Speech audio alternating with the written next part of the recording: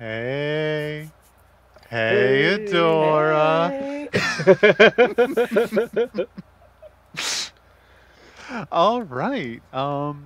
We are live. Hello, everybody, and welcome Hello. to our long-awaited journey into Capybara Epic Poetry Translation Live Challenge Epics Yes, it's gonna be good.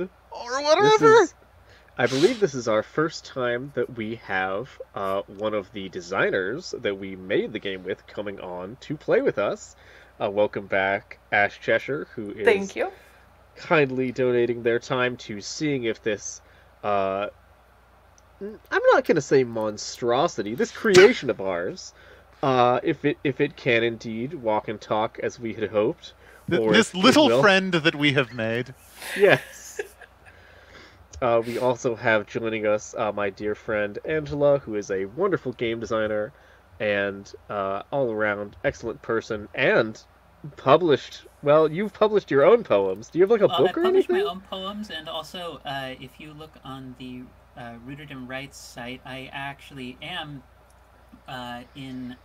You can actually find my work that was a collaboration between me and the Poet Laureate of Seattle from a little bit Oh, ago, of doing a piece about disability and inclusion and sort of things of that sort. So I I'm not a big deal, but I'm a deal. So you're a that's big deal good to me. enough. Well, we will all be put gently to the test as we try to make up improvised halves of couplets in our capybara translating game that we are about to run for everyone. So this is, as always, a playtest. We are going to check in regularly with each other and make sure that like this thing's working and we're having a good time and stuff. And if we're ever like, I don't know, maybe this we've sort of put it through its paces and we're gonna leave it for another time. That is an option that we will reserve in case we need it, and if we just want to like chill out and chat about stuff, we can always do that. But I think this one, I got a good feeling about it. I got a good feeling. So I'm feeling confident because even if it all goes awry, dude, have you seen my good capybara picture? It's I'm so so good. proud. it's so good. Oh my It's gosh. so Can we get adorable. that? Can we get that up on the stream? I Oh, don't know if we let's can or not. wait. I think If I we have can. if I we can have the do ability this. to do so, Technical this will be challenge. we have- There we go. Wait, There Get it the is. whole There it is. Look at Oh, that screen good it's too. so happy good. friend. Yeah. Take note, viewers. Behold what we have accomplished. I'm gonna get as Amazing. much use out of that joke tonight as I can. Oh, please, please do. All right. Do we want to just dive in? Boy, I read a lot of introduction to this one. I don't know if we want to go through the whole of It the is. thing or. Yeah, that's part Okay. of the game. I think Yep. we're required to, if anything. Well, then There who? is a lot of lore. There's a lot of very, very deep lore to our capybara Yeah, story. dense lore. Wait until you get to the 10,000-year timeline of all the different capybaran royalty. Is this just Well- an excuse to do capybara microscope? Is this what we're doing here? Kinda? This is- Don't try to make this sound like it's a good idea, like that would be. There's not no microscope in the air, so it counts. Yeah, I don't think I can really write a game that doesn't have any microscope in it. It's just deep in there for me. It's it's such a good. Foundational. Mhm. I'll read the first little bit, so that one of us is doing it. This is by Professor Artemis Flange on the epic odes of the dire capybara. Try to do like a voice. Oh God, I'll do a slightly academic voice. Despite the prodigious output of the Capybaran bards, there were, until 2006, no translations of the extensive texts of the noble water rat. Not for lack of trying, mind you, but owing to our lack of access to the dire capybara's language, which is highly scent-based and etymologically distinct from any human language. If it is still spoken by modern capybara, they seem unwilling to share. All this changed in summer of '06 when researchers found a fresh trove of capybaran artifacts, which included what has come to be called the Cavi Menu, a short description of several tasty fruits written both in Proto-Indo-European and the language of the dire capybara. With this discovery acting as our toehold into the complex vocabulary of the capybara, we have at last developed a functioning discovery of capybaran terms, and can begin the laborious process of translating their multitudes of epic tales into modern languages. Here, we must be both translator and poet. The discovery of the Cavi Menu was a happy accident. Now is when the real work begins. Thank you, thank you. I was just telling my therapist, I miss applause, so I'm getting it now. You're welcome. I'm just gonna assume one of us has to, by default, be the person at the back of the academic conference, just like, oh, it's nice. Yeah. Yeah, it's nice. Brutal. Oh yeah, that person. That's me. Shall I go on with the next bit? Please do. Into rules reading about the dire capybara. Let's all talk. Well, I mean, obviously we know everything there is to know. I'm just covering the territory. Right. Little is known about them. Dire capybara spread across the world. There is no island known that hasn't had a premeditation of dire capybaras on it at some point. Their tales blend history as it is known with epic tales of magic and wonder. It's unclear if the magic is meant to be hyperbolic or if the dire capybara were actually magical. The monsters which they describe themselves fighting do not appear to actually exist, but that may just mean they were really good at fighting monsters. In this game, you will be academics translating dire capybaran poems. Read writing couplets about cappies. We need 3 to 5 players, the dire capybara lexicography, and some stuff to write on, or a very good spreadsheet, Or just a preternaturally good spreadsheet. or an incredible mind that doesn't need to jot things down. Because I'm going to be writing stuff down anyway. This is we're definitely writing stuff down. I'm not that mine. I'm sorry. So this game can be played in 2 different modes. There is a live mode and an asynchronous mode. So if you want to play this on a forum or on Twitter or anything, I guess, you can just write out couplets and then sort of leave them for your fellow academics to come and finish and argue over. That would be the easy way to do it. We're going to do the hard way. The coward's way. Yeah. This is going to be the version that gets you significantly more points for difficulty, which are a real thing, and we will be getting so many of them today. So we're going to be playing the live version and working that out. We'll have to figure out who's sitting next to who in our virtual space, but I think that should actually not be too hard. Yeah. So I believe the next thing we're going to do is construct our academic persona. Oh. So we are playing academics who are working on this translation, and in order to do that, you are going to come up with your name, including your many doctorates of various kinds, your focus, which is the aspect of dire capybara history about which you are most familiar, and your latest book about the dire capybaras and having an absurdly dry title. The player to your left is your co-author, so you're going to have a chat and think about how both of your focuses, or foci, interacted to make this happen. So yes, does to our left then mean like clockwise? I think usually we have it mean clockwise. Yeah, okay. Very good. Or counterclockwise? No, that's only left for me.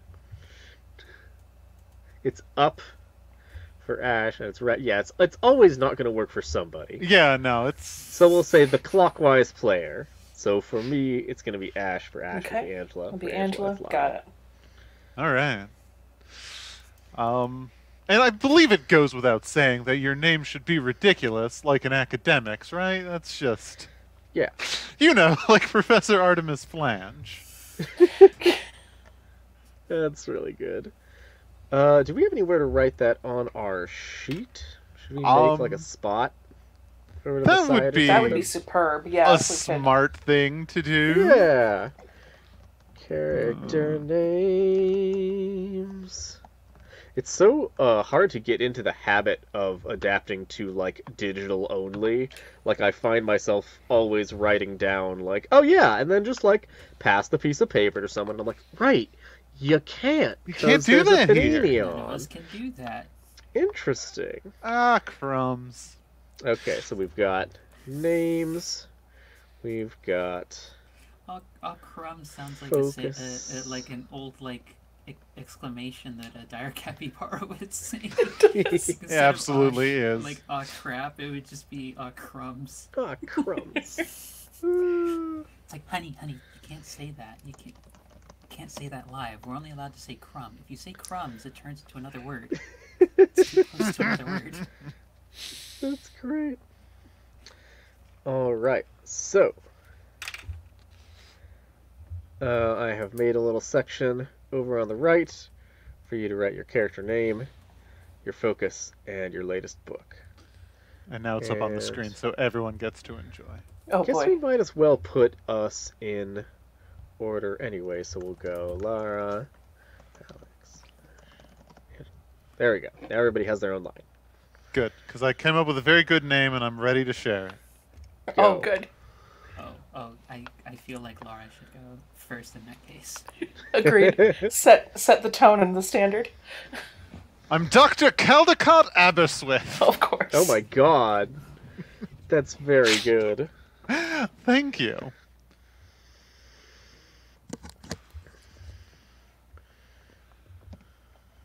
Let's see. I had an name. You could call me Caldi for short, but nobody does because nobody likes me.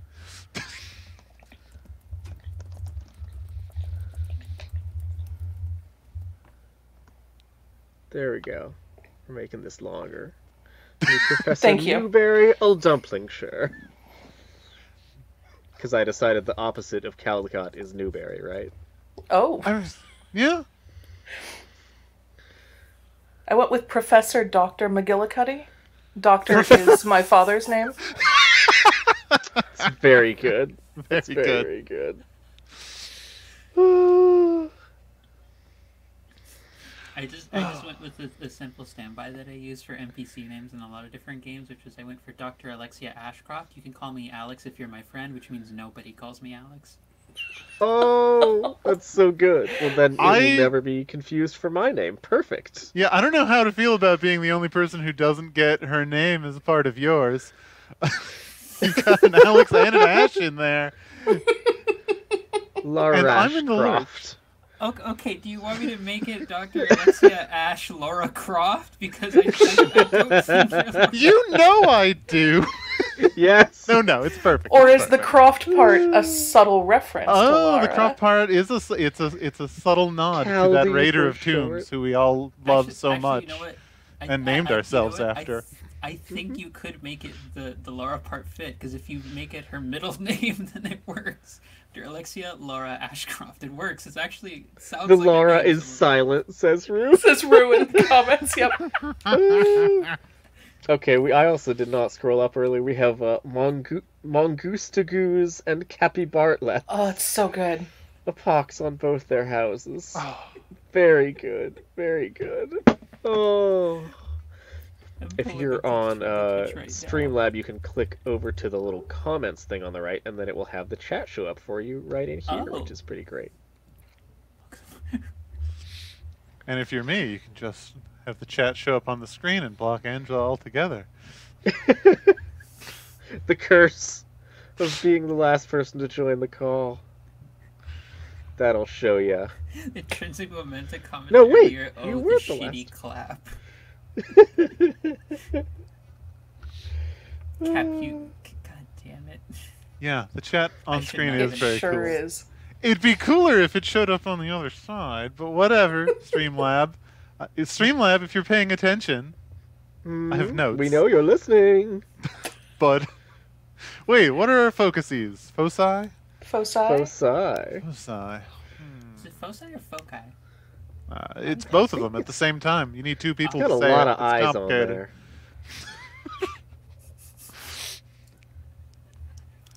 I'm not going to stop laughing this entire stream, am I? Yeah, you're That not is gonna our be able to goal. do- That is the plan. You're not going to be So- able to do poetry because your face hurts from laughing. So this is our professor's doctor's academic focus with regard to the epic capybara poetry. Is that? Well, I'm an expert in capybara and headwear specifically, and the way that interfaces in the greater capybara and epic poetry milieu. Snurfle poetics. Snurfle poetics. That's really good. I just thought of that Dope. word. I Yes. don't think it actually means anything, but it sounds orally just enough like something that a capybara would say that I'm making it Yeah, like there's a yeah. sub-discipline. That's very good. So it stands to reason. Someone already calling us out. Get it together, professors. This is an academic conference. Do you think... Okay, Oh, hey, yeah, Keegan, good to see you. Yeah, conferences are a thing where folks present, like, nice, good research, but have you ever seen this shit talk? Like, conferences, like, folks who go to them do to each other? It's just... Yeah, you ever I'm talk to a hoping bunch there of, will like- be some good academic backbiting and backstabbing in this. Oh yeah, yes. there's gonna be rage. It'd be rage. Oh, It's gonna yeah, be it's- very tersely worded letters. Actually, academics are cappy AF, so yes, I agree. That's the more proper... Wow. But it's instead of catty, where you imagine as them being like with each other, it's cappy. But it's the sound. It's the sound that they make as they're about to fall asleep. They go. Like it's that noise. It's such a friend-shaped sound. That's really good. Oh. all right. All So right, very good. We have have experts in headwear, romance, etiquette, and snurfle poetics. And now we do need to write. We need to write some books, y'all. Publish or perish. Right? So the Is that player name- to our is that the name left. You're suggesting for our book, publish or perish. All right, Our so this player is the to our one that we left is gonna be collaborate our with collaborator. the clockwork, right? Right, Yes. So I'm So collaborating with you on a romance / etiquette book. Romance and etiquette. I think that kind of writes itself, right? I mean, absolutely. Yeah, that seems really good. Maybe it's about like capybara and courtship rituals at the dinner table. Nice. That seems like there'd be a lot Ooh. of complex etiquette around it. Absolutely. Ooh. What's the extremely dry title of Yeah, the? that's a great question. Now we're each coming up with our own latest book, right? And it's just Right. okay. You'll be doing a And collaboration. I'll be doing it with right. Dr. Okay. Alexia Ashcroft. Oh, I see. I like how we're doing this. That's probably good that we go in order, just kind of around the clock. Okay. Right. Yeah. Oh, do you So wanna while you're start, thinking Lara, about in that, case? okay, No, so then yes. my book is going to be, I collaborated with Dr. Alexia Ashcroft, but it was a collaboration on etiquette and snurfle poetics. Hearing it said makes it even better. I will need to keep a remotely straight face. Who is an uncredited co-author they cut out of the publishing process.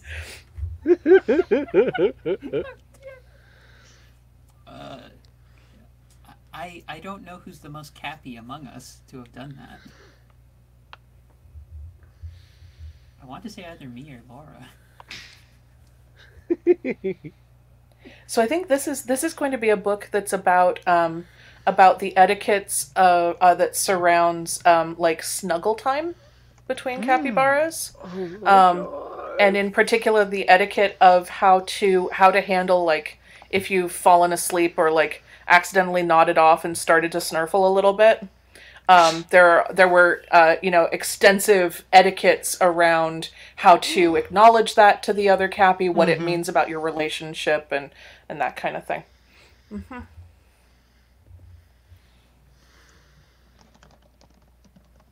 So that was I'm trying to remember people's names. It's all good. Yeah, so that was McGillicuddy. yeah, Professor Dr. McGillicuddy collaborated with you on that book. Oh gosh. All of us got an intern to do the hard work. Yeah. Absolutely. Oh god, we're not like those horrible academics who were like, oh, did not do any of the typing or editing for my book. I'm going to thank my wife, who I will not name or credit or do anything for. Oh my god, makes me so mad. Who wrote Great Gatsby? Who was that again? Who wrote? Scott Fitzgerald? F. Scott. Mm-hmm. Yeah. Oh, so you're pulling a Fitzgerald in this situation where it might have been his wife actually wrote that. Oh. So brutal. Okay, so right. so it was courtship, the little snurfle before bed. Do I have that right, Dr. McGillicuddy? Mm-hmm, correct. Mm-hmm. Yeah, the etiquette of how to manage unexpected snurfles during snuggle times between capybaras, and the etiquette that applies, with their rich social traditions and rituals and things. I imagine they have a lot of social hierarchies and My goodness, very complex. I could write an entire book. I did actually. Oh. Well then, Dr. Alexia Ashcroft, what is the Snurfle Poetics book which required my expertise on capybaran headwear? Oh god, I've been trying for the past 10 minutes to figure out how to get the first half of the title of the book, because it has to have a colon, otherwise it's the first half that's kind of punchy and maybe approaching a pun, colon 3 sentences that describe the entire thesis. My first half, I wanted it to be Snurfles and Salvation, so I had the thought of what if it was headwear that was worn during religious moments for the dire capybara, or during religious ceremonies done to express devotion or love between dire capybaras. That is absolutely a thing, 100%. There are some very complicated snurfling hats. On second edition, there's already a second edition of the book. That's the best part. Oh god, I appreciate this. Wait, so okay, much. I'm making it more ridiculous. Good. Actually, you know what? I shouldn't ask how, because it's Alex. So of course there'll be a way to do it. I just started thinking about how Homestuck fanfics are usually named. Well, that's the stream, everyone. Gotta shut it off before Alex goes any further. Well, this was great, everybody. I have no further comment there to we add go. other than simply a look of... These food of love. Oh, that's very good. And what did Dr. Caldecott have us with, right? About the importance of capybaran headwear as it pertained to capybaran romance. Well, God, I mean, it has to be about the courting helmet, doesn't it? I think it's pretty clearly about the courting helmet. It's gotta the be courting about helmet. The courting helmet. Yeah. Oh boy. The courting helmet just makes me think of a Simpsons episode where they're sometimes rhinos are an example of animals in nature that are just kind of jerks. Where it's showing a rhino hitting another rhino, it's an elephant hitting another elephant's side, and I'm just imagining a capybara part of the courting ritual is that they just meow. Actually, I would like to submit that as the sound that is made during the courting. Is the Yep. The pitch demonstrates a type of interest, whether it's of a much more much more cordial or much more friendship inclined, versus a different pitch will indicate something much more of a ooh, nice. Oh, sure. explicit nature. I'm having to stretch out this. There we go. This is fine. I love that it's the definitive treatise, Volume 1.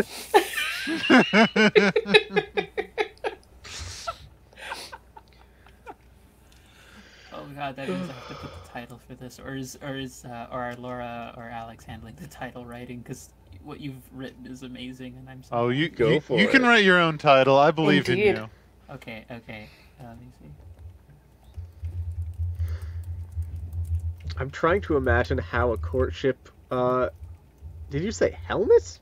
Yeah, basically, it's what you Yeah. do is the two capybaras. If you wish to show your devotion to your capybara sweetie, your capiti, you will deliver unto them a courtship helmet, and they will put it on, as is only polite, and then you will retreat to the exact opposite side of the island that you're on.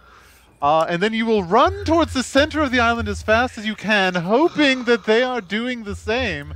And in the Oh my center, God. you shall bash at speed to announce your love in a thundering blast that will be heard throughout the archipelago. That's amazing. That's So it's, so it's a good. romantic version of chicken. Yeah. It's like that Adventure Time episode where they try to get the ultimate high five, so they're like shooting each other Yes. with slingshots. Wait, how many? I just what's want to the point out that highest- this is going up and it's not Yeah, of coming course. down. Wow. Sorry, Angela. That's, Damn it. this is more important than your face. Oh, of course. Thank you. You know what? Just for that, I have to ask: who has the most number of editions written so far? Oh, I think we second only are up to edition, right? second. Yeah. That helps me figure out something real quick. There we go. Oh, this title is fantastic. Yes, beautiful. Snurfles and Selfish. Finding the Oh my profane and the God. sacred in Snuggles. That's very good. It's very, so good. very good. Also, it's on That's- third edition. Oh, There, Laura. Ashcroft. There, Miguel. No, it's the Aberyswise. Can we make it? Can we add that in as an element, a later version of this game of just you have to have the, like. You need to have your academic enemy. Oh, I was Yeah. gonna say you have to do the Futurama Robo House sort of exclamation as Yes. an element in the game. Wernstrom. Exactly. It's Aberyswise. Oh wait, but now we need. Oh god, academic fisticuffs are out. Academic fists. Yeah, that's good. We are trying, Cindy. We have already tried. We don't actually understand why my sound in particular is lower than everyone else's because it can Let me sometimes try be on the low cranking side, it. but I'm gonna we crank don't it know more. why. Crank. Okay, that's as high as it can go. Yeah, I'm trying honestly to figure that one out myself. Well, look forward to at some point a wire getting jiggled, and then Angela will just be blasting you back in your chair. Well, you know, that's the effect I hope to have on people. Yes, that's just Tuesday for you. That's for you. It was the greatest day of your life.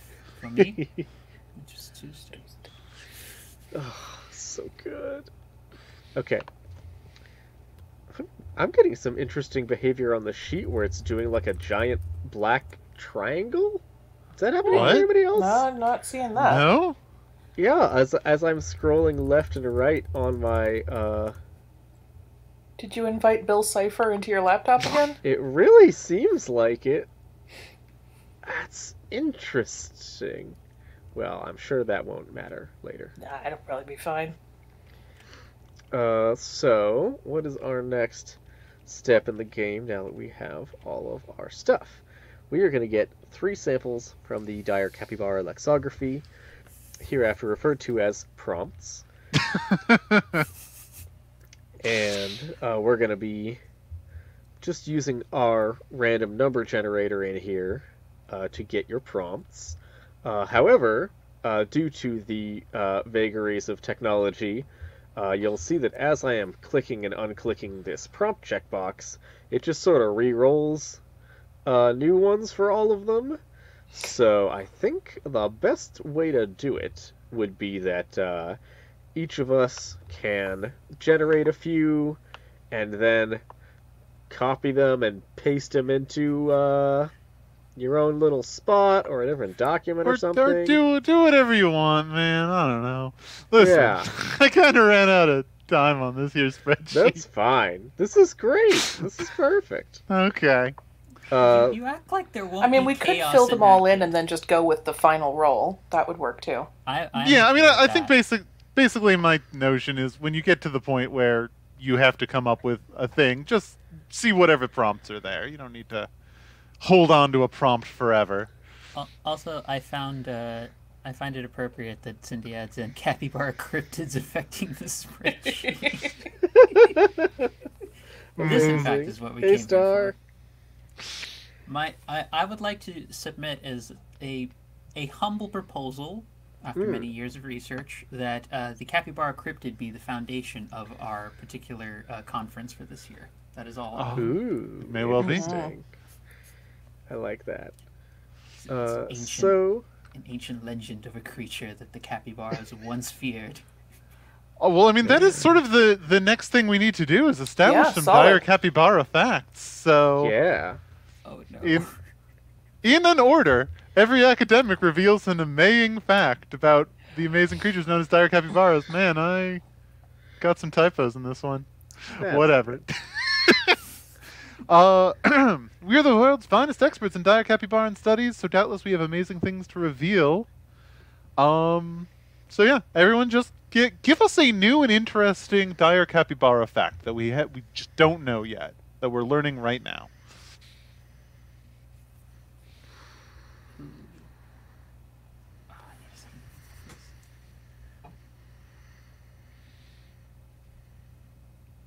I'll lead. Dire Yeah. capybara, little known fact, invented a primitive radio. Operated with rocks and algae. It only had a range of about 50 to 200 miles, weather permitting. That's beautiful. Oh no. Oh no. Maybe relevant, might not. Capybara pirate interesting. radio. That's so funny that that's in the chat because I was about to say actually it's an interesting intersection with there was an entire area of capybaran etiquette that was around. They actually pirate radio was the only kind of radio. That was the most important kind of radio. In fact, was the dire capybara pirate radio, and they had entire etiquette around how to announce yourself on someone else's band and make guest appearances on other people's shows and things. There were it was very common for capybara premeditations to have their own pirate radio that they would carry with them and broadcast and receive their show as they moved. That's very good. That is very good. I'm going to say that my fact about capybara is that they have the ability to draw in sunlight and store it in their bodies. Not in the way that a plant does, where they convert it directly to energy, but that they can go around at night and just start glowing by releasing the extra sunlight that they saved up. If they need to go into a cave. And of course, this natural ability is used for various. If you're a capybara dancer, for example, you might flash and luminesce in interesting ways. No, not fake. Definitely fake. well Not researched. fake, it's definitely real. It is a true fact. You can't challenge me to fisticuffs, Cindy, because you're not playing. True Gotta facts get on the show about next the dire time. capybara. See, you started saying that, Alex, and all I could think of was there's going to be some point at which this ends in the word solar beam. I don't know why. Nobody says they can't use solar beam. Capybaras are among the first to actually deploy solar beam, and as well, don't get exhausted the turn afterwards from using it. They taught it to the Venusaurs. I would like to build off of, as I've always done throughout much of my career, in building off other people's work, in often improving upon it, is to note that there have actually also been, within the pirate radio tradition of capybaras, they learn at level 5. Within that tradition, the tradition of Capybara Pirate Radio, that there have actually been those who you may consider enacting sort of social chaos and breaking with norms. We may refer to them as the punk dire capybaras of pirate radio. Yeah. In that they often would create, because if you're having radio and ways to transmit sounds and things of that sort, eventually songs, of course, took hold. And what is better than having a essentially overall over time establishing norms around music? Then you have the punk dire capybaras, who rebel against that. So yes, there are actually distinct whole social traditions in which there are punk sects who even have said to have channeled the divine itself through punk dire capybara radio. Amazing. Very true. Little known fact: the first Joey Ramone was a capybara. That's right. That's right. You already did your fact. I have 2 facts. I am full of facts. We co-authored a paper. We're allowed to know similar information. That's how it works. I didn't credit them on the paper, but it doesn't matter. Oh, goodness. Punk capybaras. Punk.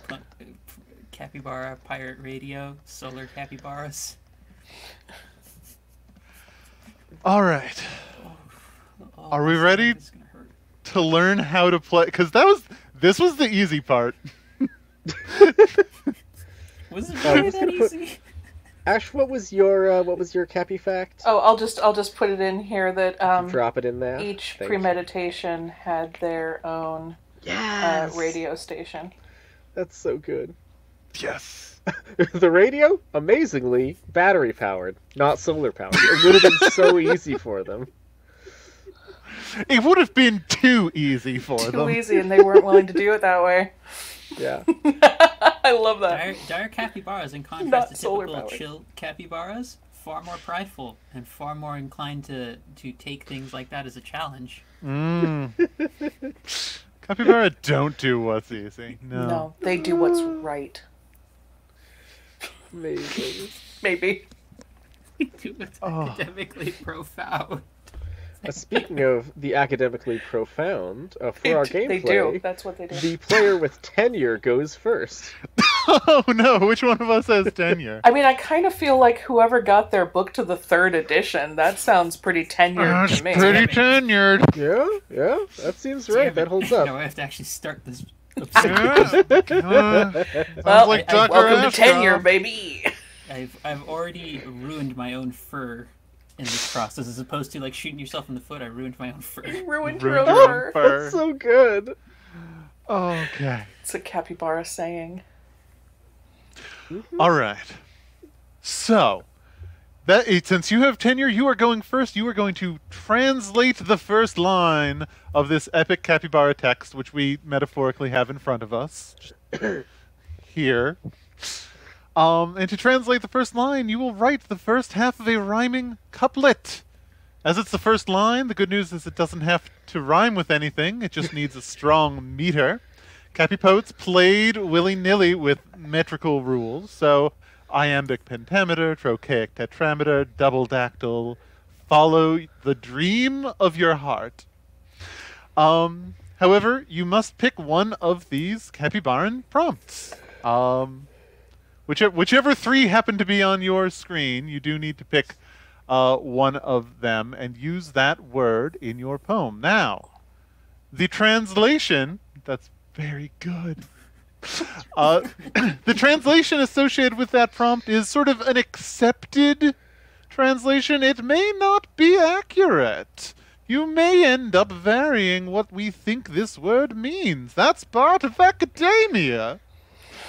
Baby. For anyone who did not catch the podcast, that was a lot of the inspiration for it was like, okay, what if there's something called like a hurang, and you are like, oh, that must be like some kind of weapon probably, because they're talking about how heavy it is, and then later on, Oh yes, someone's heavy like, was wait his a second, hurang.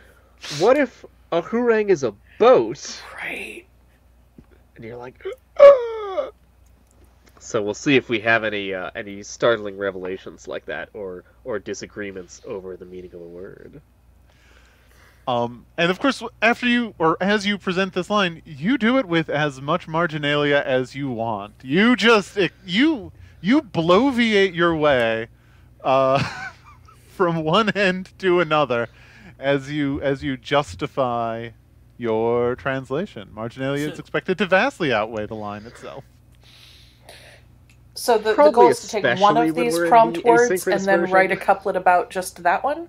Yep, or just a couplet, one line, the first half of a couplet that Oh, right, the includes first that half word. of the couplet that includes that word in it. Yes. Because the next thing that will happen is that two other people will make their best guess as to what the second line translates to, and then we will have to determine which one is accurate. Gotcha. Mm-hmm. The poet in me is not struggling, but is like, God damn it! I'm counting the beats on my fingers right now to make this actually work. I can for a see you couplet, doing damn it. It's so good. Oh. Well, the nice part is whoever is coming after you will just have to match. So you can kind of do whatever you want. Mm-hmm. But also, maybe it'll be really good. Oh, I think I have a start. I have to, give me 1 second to count this up.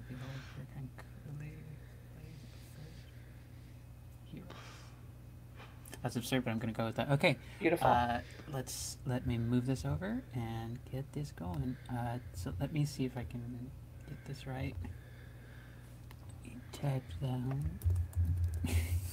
Oh, I love the extra drama of the fact that the document hides what you're writing until it's finished. That is pretty yes. good. Ooh. That's very satisfying, actually. I'm upset that it's not going to do that for me. Well, you can type it in something else and then paste it over. No, that's cheating. Fair? No. Capybara don't do what's easy. Capybara, do what's right. I may do that. That's a good idea, though. Okay, here we go. All right. Nice. Please explain your line to us, Dr. Ashcroft. Behold, Percancruli, blade of furred heroes. It is... Percancruli is... And this is essentially the moment where I just academically justify, read bullshit, why I took this. So, several of the words found in relation to the text that I was able to translate suggest descriptions of individuals and such, but it's too wordy and not quite poetic if it's not condensed down, so I decided to go with this likely was the name of a fabled blade. So I think that was the best way to start with. I think it's the actual name pertaining to it, but also all the words seem to speak of doing great things, doing amazing things, doing fantastical new things, and as we know, heroes are often attributed to things that larger social conditions probably actually allowed to justify, and were often probably done by people who are not credited more properly, like myself. And as such, because of that, I went with heroes, as opposed to champions. Champions has a sort of deific sort of tone almost to it, or it's a grand tone, but heroes seems more like a good compromise between the grandness of champion versus just like good citizen or something. Citizen would, of course, not be quite the way that a dire capybara civilization would structure itself. It knows no understanding and no need for citizenship as a concept, rudimentary, outdated, and as such as it is. Please, really, it's not a good thing. But as such, blade of furred heroes seems best. So, and the first word seemed to be almost like a aha kind of statement. So I chose behold. It seemed to be the blade, given that it's a revered item, likely is something that one would want to take stock of. So behold seems to be the best compromise. As such, it's also about 11 beats, which is a bit cumbersome, but the alternatives were far too long for a single line. / the poet is struggling to do it less than 11 beats because really is a very long word. It's a long word. Or perchancruli, pardon. You need the sound, otherwise it's not proper. If you do it properly, it becomes a long whip used in the excavation of small tools, and we're not talking about. Okay. So which two of us are finishing this up? So that is going to be the to the right and left, which I believe is now to the up and down. Okay. And if I recall correctly, and I shall actually look, it is the player to the right, which is to say the up, who is going to translate the triumphant translation. Okay. Whereas the player to the down, which is me, is forced to create the complicated translation. We can, of course, accompany these translations with additional marginalia. We do not need to use additional Capybaran words or the prior one, which is good. Any time you don't need to put peculiarly in a line, you've won. We just need to follow the meter and allow it to rhyme. And where should I type my triumphant line? I suppose just to begin with. Type it on the next one beneath there, and I will put mine in the one beneath that. Okay, I will go and here. And it should all... I'm going to do that thing where I'm all going to type it an elsewhere and then easy copy sound and to rhyme paste with. It's the secret name of the whole show. That's absurd, but I'm going with it. It's not wrong at all. Oh, Cindy is going to give anyone who uses Percrankly a point. So if you want Cindy points, well, that's how you get them. No. They are available at the company store. But our only important question I have to ask Cindy in relation to that, are they like GameStop things where like one Cindy point is vastly, like all of money is vastly inferior to a Cindy point, or is a Cindy point vastly inferior to money?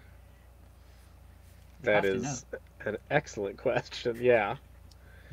And if too many points get given out, like how are these being, is there inflation? There is inflation. Yes. Okay, good. Good to know. I like that having control over what pops up on the screen means that we can just sort of, like, secretly make, we could just have it come up on screen in ways that we're completely reinterpreting, what people originally meant to say. Marginalia, you're not wrong. Yeah, that is what you were replying to.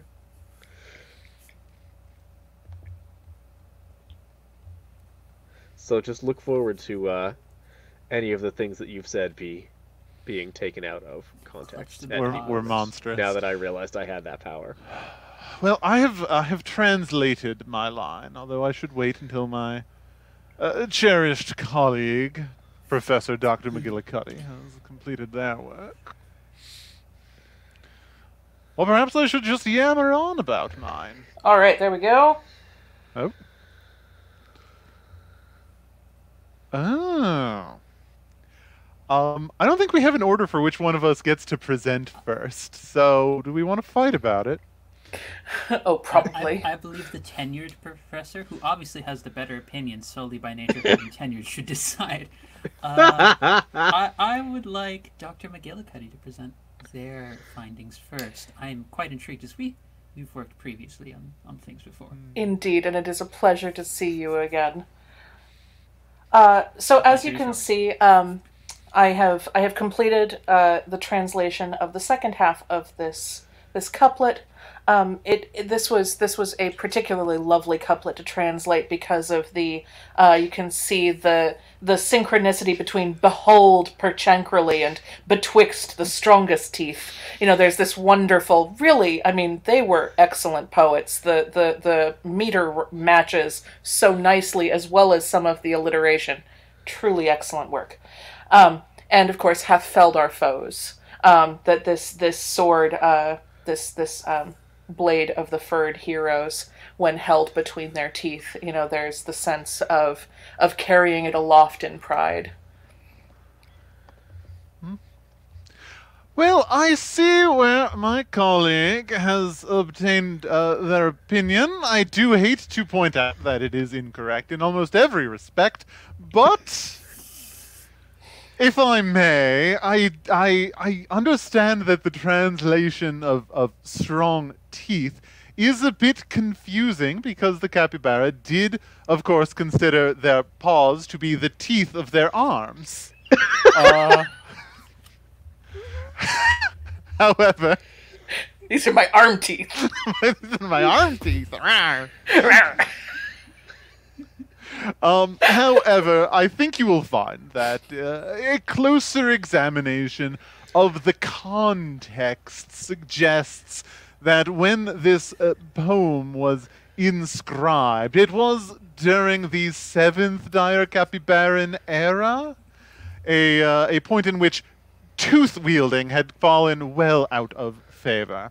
As for this concept of felling foes, the foe that is felled is cowardice, the cowardice of the neophyte, or tiro, to use a word I found in a rhyming dictionary.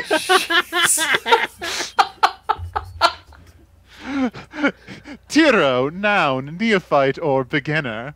And that We're all is the familiar, foe yes. being felled not by the blade itself, but by their own failure to be good at anything.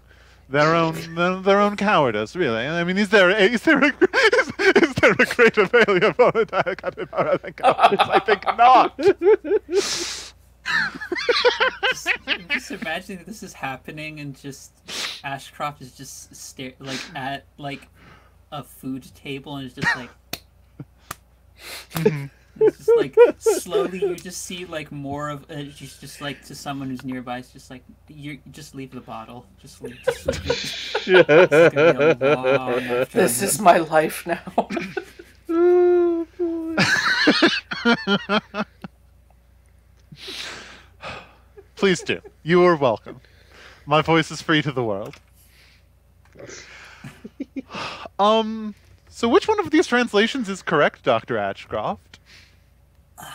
So let's see, which is most correct. Well, it says as a group discussed some translations, which say is most appealing. Scholar who made the that is fascinating. I like that. That is a very collaborative survey element, but also someone still gets to say, "I pick this one." Mm-hmm. Well, I must say, I'm torn. I'm of two minds, I should say. Torn is such a rudimentary way of phrasing that. Torn. I'm of two minds on this. On the one hand, betwixt suggests a sort of older sort of speaking style that might be more indicative of that particular era, which I would think Dr. Aberystwyth would have had some sense as to knowing the particular word choice of that particular era. I see that my confidence in you during our short-lived collaboration was ill-placed. Nevertheless,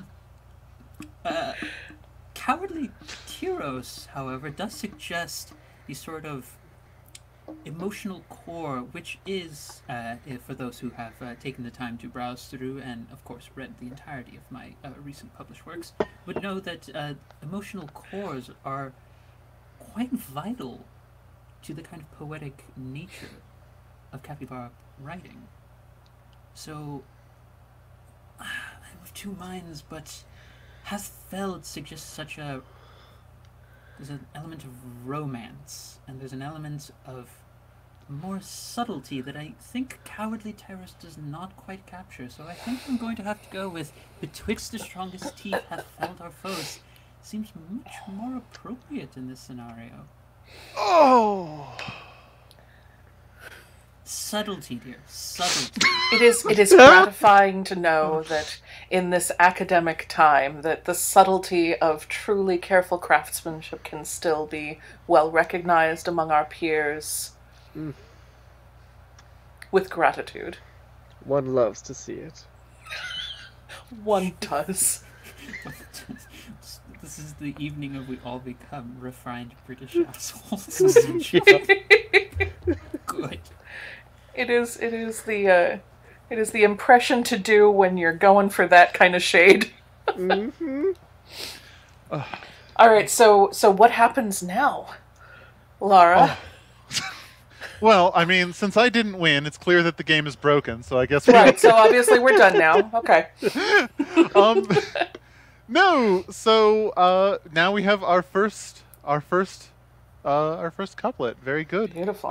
What I'm going to do is I'm just going to cut and add these so they are in one unit. And then we can kind of move on down. Because as we go on, we will be able to kind of reorganize this poem and add things to the beginning, to the middle, or whatnot. But what really happens right now is it is like Microscope. It is like Microscope. It is like Microscope that way. Yeah. I called it. I was not called for a new game. I was called Forgot how for like Microscope. It's much like Microscope. At which point it is going to be my job to translate the next first line of a couplet, and then we will continue until basically everyone has done it at least once, or we're bored, or something else happens. I don't know. And Lara, you get an additional prompt card. That's true. Because I was not your time researching. Chosen. I was not picked. For some bizarre reason, despite Dr. Ashcroft's prodigious awareness of Capybaran history, it appears they're not comfortable with good poetry. So I was not chosen. So I've done a little more time researching, giving me 4 prompts to choose from, as I consider. Always an associate professor, never a tenured one. Oh, that hurts. Oh, my that heart hurts me so should break. So yeah, give me a moment as I have to do this part where I have to imagine a poem. Oh God, this is hard. It's just the first part. It's just the first part. And part of it's already written for you. True. The word that you one have word. To use. And word. And word. word. Oh boy. I feel like this has to be the equivalent for like artists when they're like, can't you just draw a thing really quickly? Isn't that just a thing you know how to do after you've practiced for a long time? It's like the poet. This is the poet equivalent of that. I'm like, just get away from me, right? Oh, you're a comedian. Just put some words. Make me laugh. Oh yeah. Gosh. It's like you're a game designer. How long does it take to make a game? 20 minutes. Game designer. 25? Make me a game. Matchmaker, make me a match. Oh, it could be an edge. Oh, why you gotta do that, Star? Why? No, thank you. Oh, that hurts.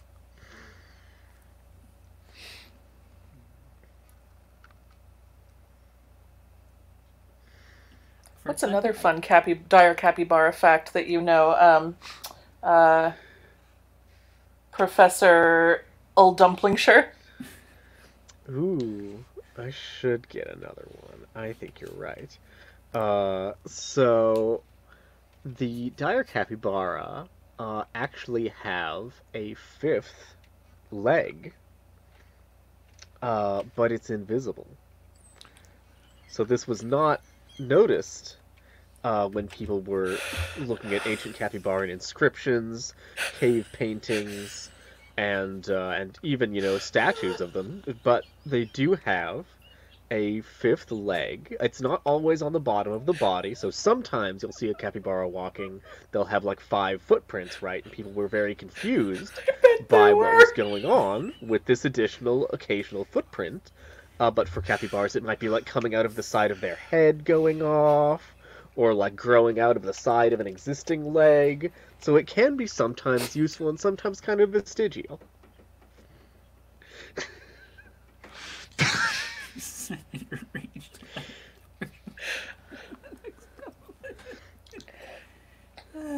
You know, it's yes, thank you, that 5th footprint in the sand. That's where the capybara carried you.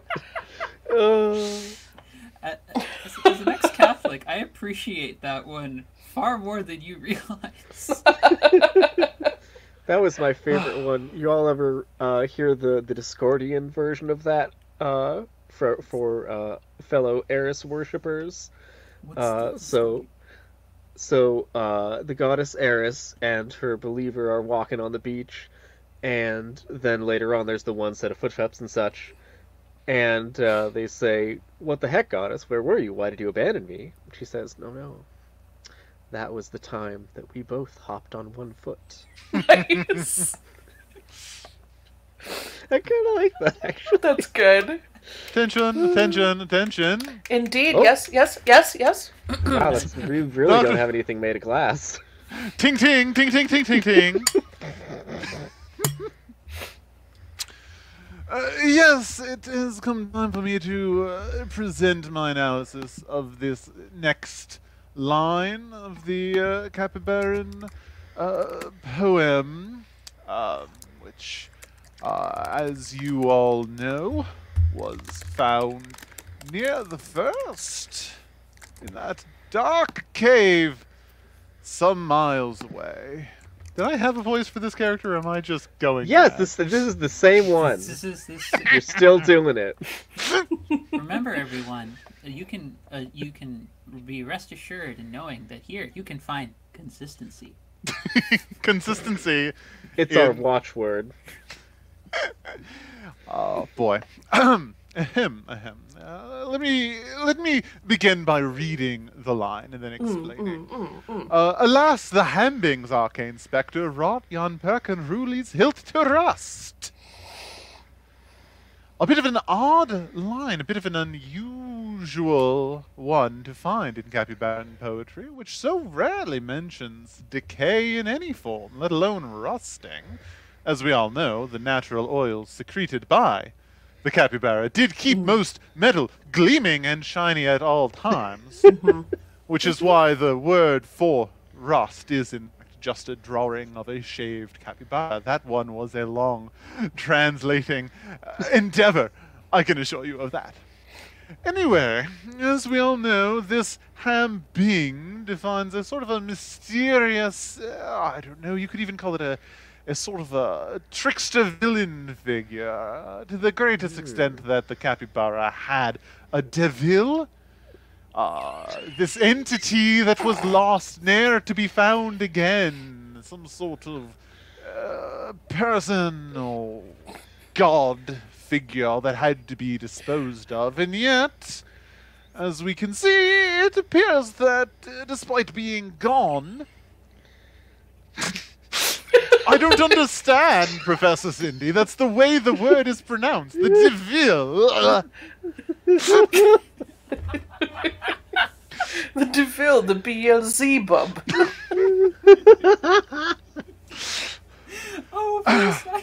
The problem is everything I learned about religion I learned from watching 101 Dalmatians.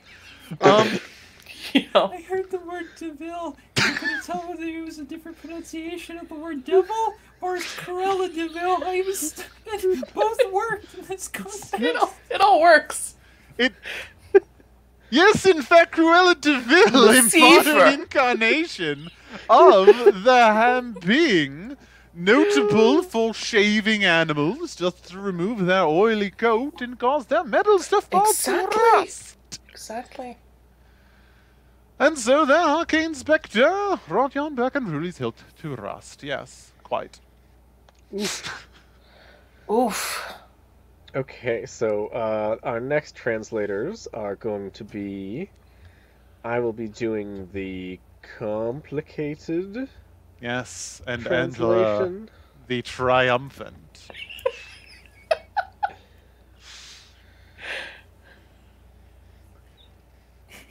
I hate that sentence makes perfect sense now. Yep.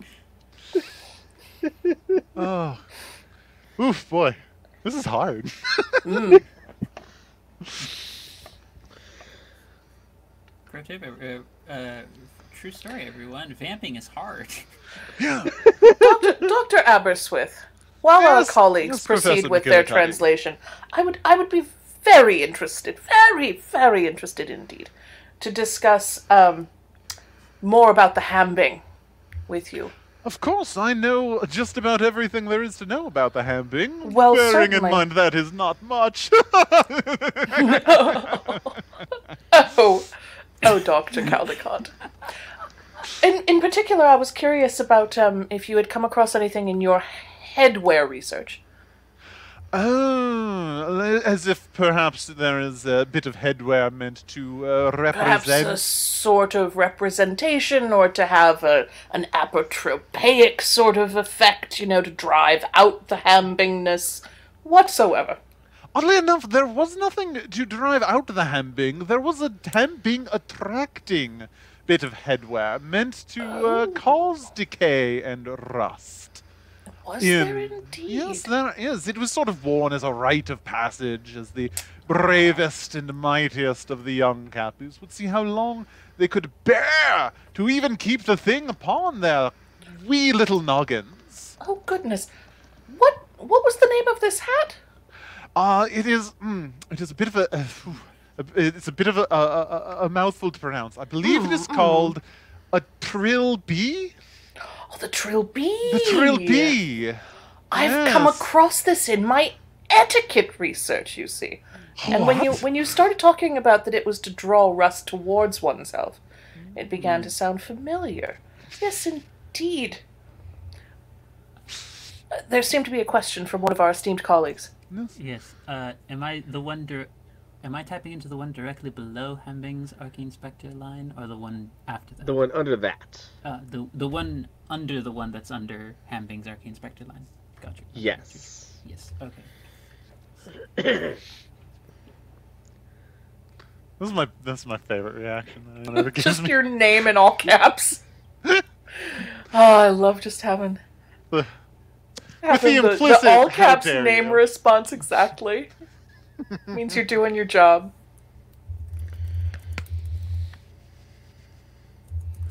And as a small note, sort of a gameplay note, because I used in my line perchancrally, however we decided Oh, that's yes. pronounced, Yeah, you Uh, need to. that gets cited.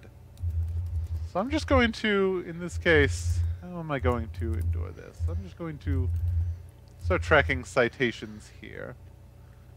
Nice. It has been cited once. And then when we move that, I citation... can make sure they get moved together. Yeah, that's why we'll move that often. I'm Yeah. sure. Because at the end there's a small bonus to having been cited a lot, just like in real academia. Huzzah! Okay, we got our Ooh. first one. I got my first Cindy point. Angela, do you want to do your line? Yes. So, while my initial skepticism, I believe, of Dr. Abasarai's contributions was, I believe, warranted, as it has always been, I would say on this occasion that I do agree with the majority of what her initial contributions were, though Spectre is perhaps a bit. It's a bit clunky as a term to use, though I think adequate as a translation to fit the particular long form of this line, as it's rather weighty in the matter of beats, and particularly number of beats. Though I found in suggesting this additional one that, yes, thank you very much, Cindy, that while there was while the surrounding context, particularly of this historical period in poetics, would suggest a much more dour sort of interpretation of the following line, I thought that also there was moments of the fall and then the triumph and rise, which is also very common to many poetics and many forms. Though I will admit, in my humility, as I do possess it, despite the views of my colleagues, that the particular location in a poetic form in which that rise occurs does differ. Though I think in this moment it's most appropriate to suggest that the Hambing, this arcane spectre figure that is being spoken of, was in fact defeated. So I thought at this moment that this would be the most appropriate time to imagine that there's a sort of triumph of imagining this a bugaboo, if one must use an appropriate term for it, being felled, but more particularly in the manner that many dire capybaras would appreciate, which is that the dust of any sort of material would be most unpleasant for a capybara. It's one of their least favorite things to ever get involved in their fur. So as a result, to imagine their most hated of enemies, or at least some enemy of some kind, being turned to dust would be an appropriate level of vehement retribution. So I thought it an appropriate moment to include this in that line. Nice. Yes, an acceptable translation. Very interesting. I am curious in what my other colleague, who's been rather quiet up until now. Well, I do find it interesting. I did want to hear the esteemed doctor out on her theory, but I do find that my translation does differ in some respects.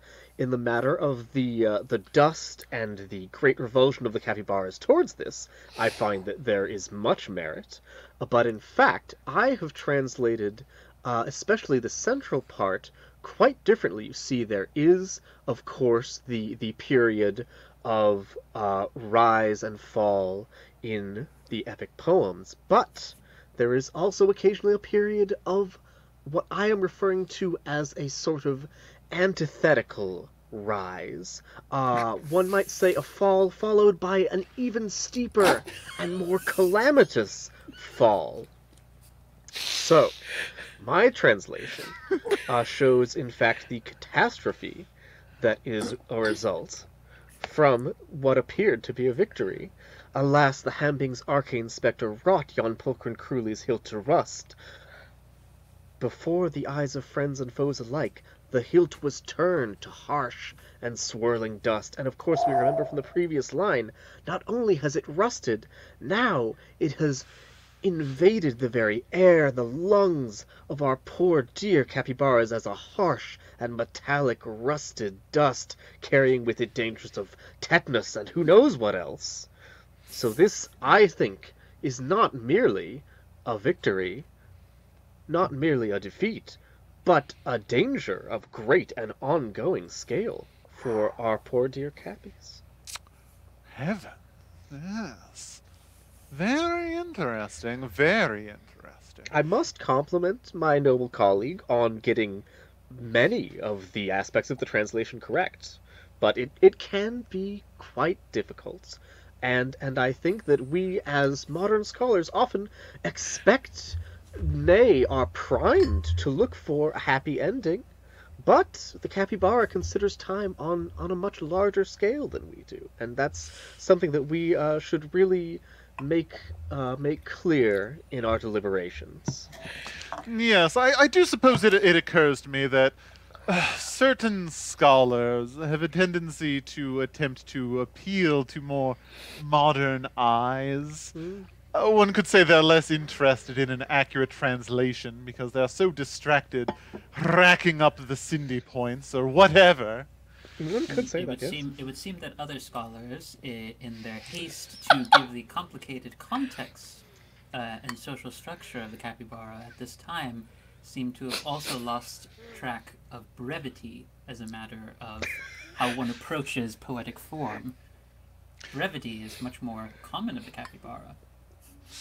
Brevity is common of a capybara, but brevity does not eclipse accuracy, and I'm afraid that as I can see so clearly on the text in front of me, while the words could Damn it! I lost out on a Cindy point. Lost a point. Beans! Crumbs! The Cindy Bee dust. grants the Cindy points, and the Cindy Bee takes those points away. Okay, wait. I gotta get my head back in the game. The metagame is too real. Metagame is too real. The thing is, well, I believe that both of these translations rather are accurately covered by the text before me. Oh, the font. The font is one that is only ever associated with as as one colleague whose name I did definitely forget. One moment. As a dumplingshire, don't know how I forgot that one. As Oh, wow. my colleague Old Dumplingshire did suggest, a fall followed by a fall, a bit of a fall in the font. And so, I'm afraid that indeed the line is, alas, the Hambing's arcane spectre wrought yon Perkin Hruli's hilt to rust before the eyes of friends and foes alike. The hilt was turned to harsh and swirling dust. Hear very bitterly from a few rows away, other academics, you just hear Ashcroft saying "perchunk rudely," not "perkunk." Amazing. The first one is a sword. The second one is a honeycomb. All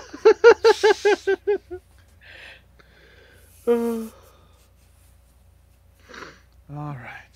Wait, I did that the wrong way. I love this game, by the way. This is such an Thank absurd you. premise, but it actually flows quite nicely. Like, as much as we're vamping and doing ridiculous, I do actually like the flow of this. This does work, I think. Thank you. Although, speaking of flow, since we have been here for about an Wow. hour, and I'll do anything to stop Alex from taking his turn, I did want... This is about the time where we normally do our quick, let's stop and make sure everyone is having fun, and we still want to keep on going. I'm having a wonderful time. Yeah, I'm still having a quite blast. happy. This is absurdly fun and ridiculous, and just my niche level of absurd and ridiculous. We're going to put that on the box. We're going to make a box. Oh God, we should. I want to turn this one into a real game. I want to make it a real boy, Geppetto. This one's so good. Professor Earl Dumplingshire, I do believe you're up next. Let me get that line. The box set is in the shape of a capybara. Oh my God.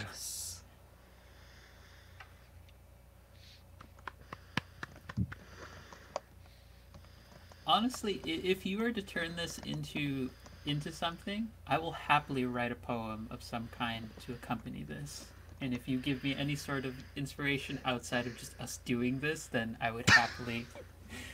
just a different voice for everyone. Oops. Maybe y'all just don't have my gift for accents, where that gift is a lot more about quantity. Consistency is a chump's gambit.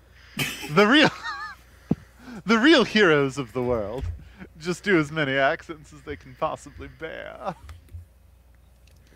Okay, I believe I have gotten my line, which is the Relihoost, their helmets firmly fixed. As we will recall, a Relihoost are things that occur in pairs.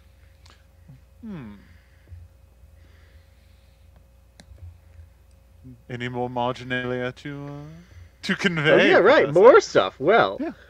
in my esteemed opinion, this obviously must be referring to a Relihoost, what Capybaras called a dyad, or a mating pair, or perhaps even just a courting pair. Frequently was used to refer to a Relihoost of Capybaras, as well as, for example, if you saw two birds together, you might also call them a Relihoost. But in this case, it seems fairly straightforward, a translation.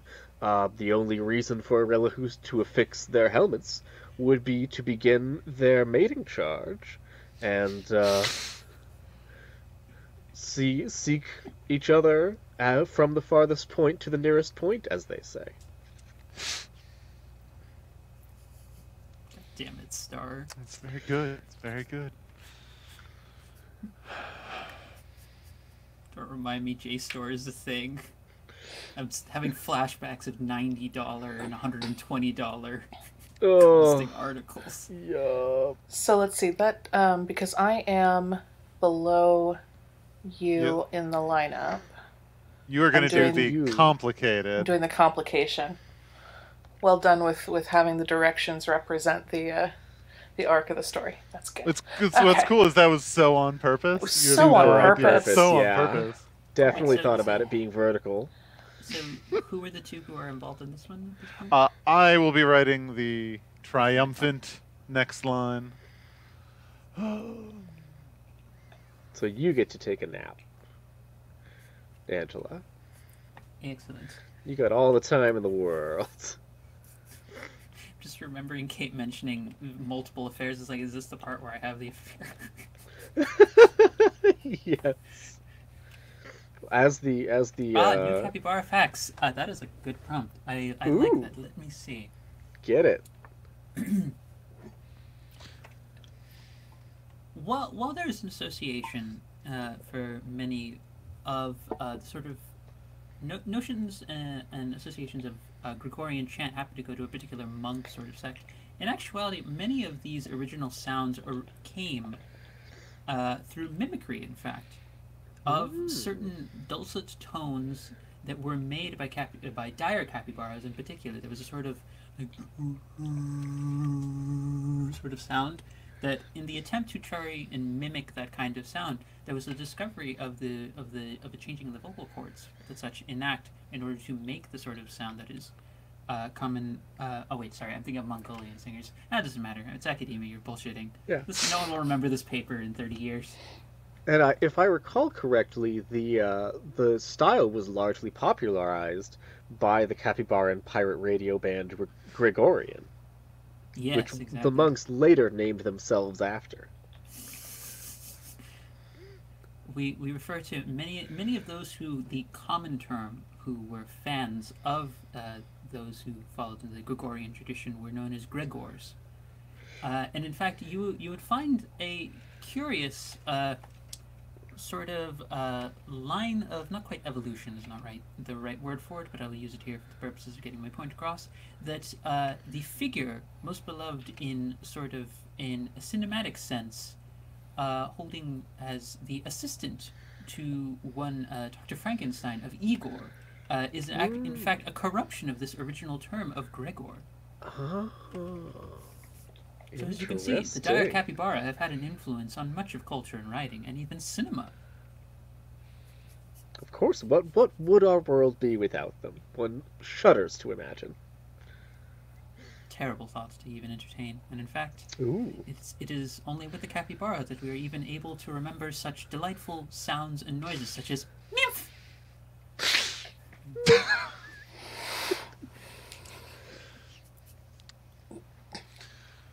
Never correct yourself.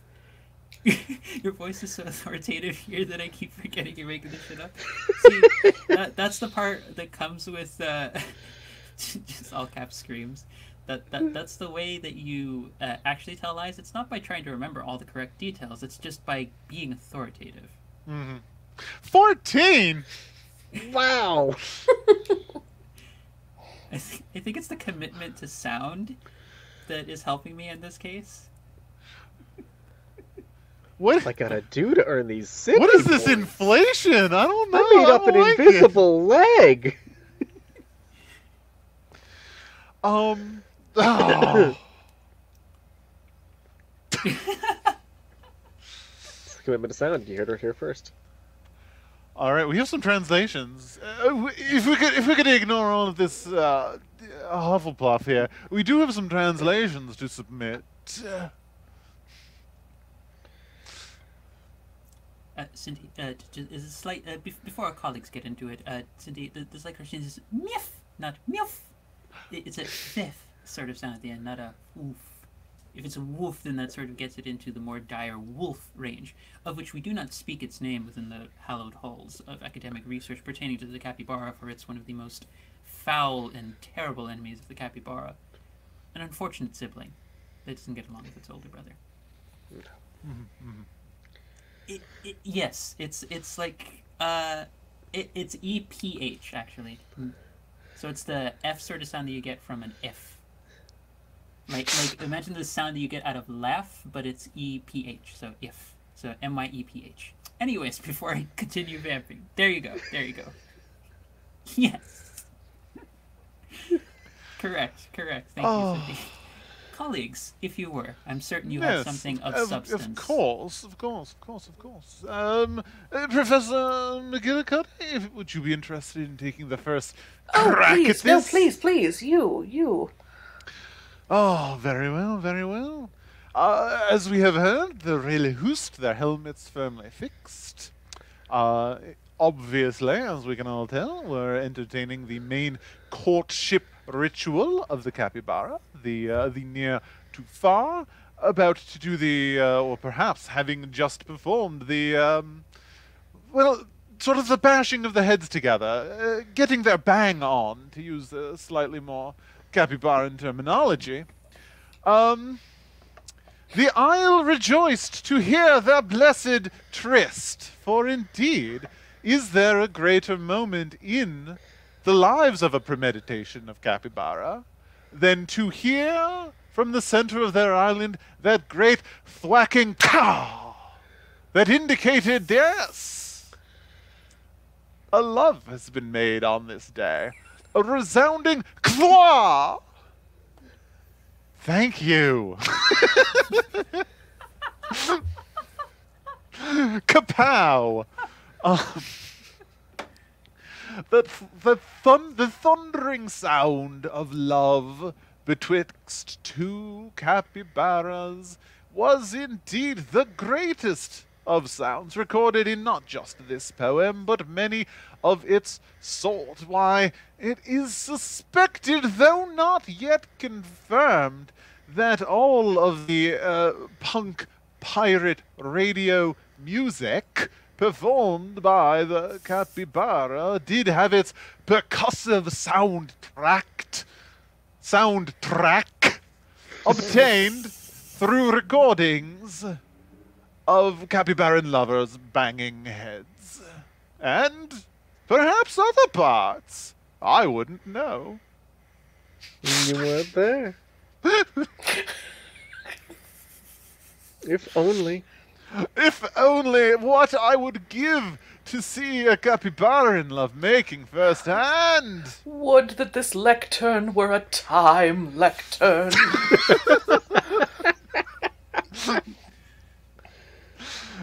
Oh, thank God, I'm winning again. It's at least 3? I don't know.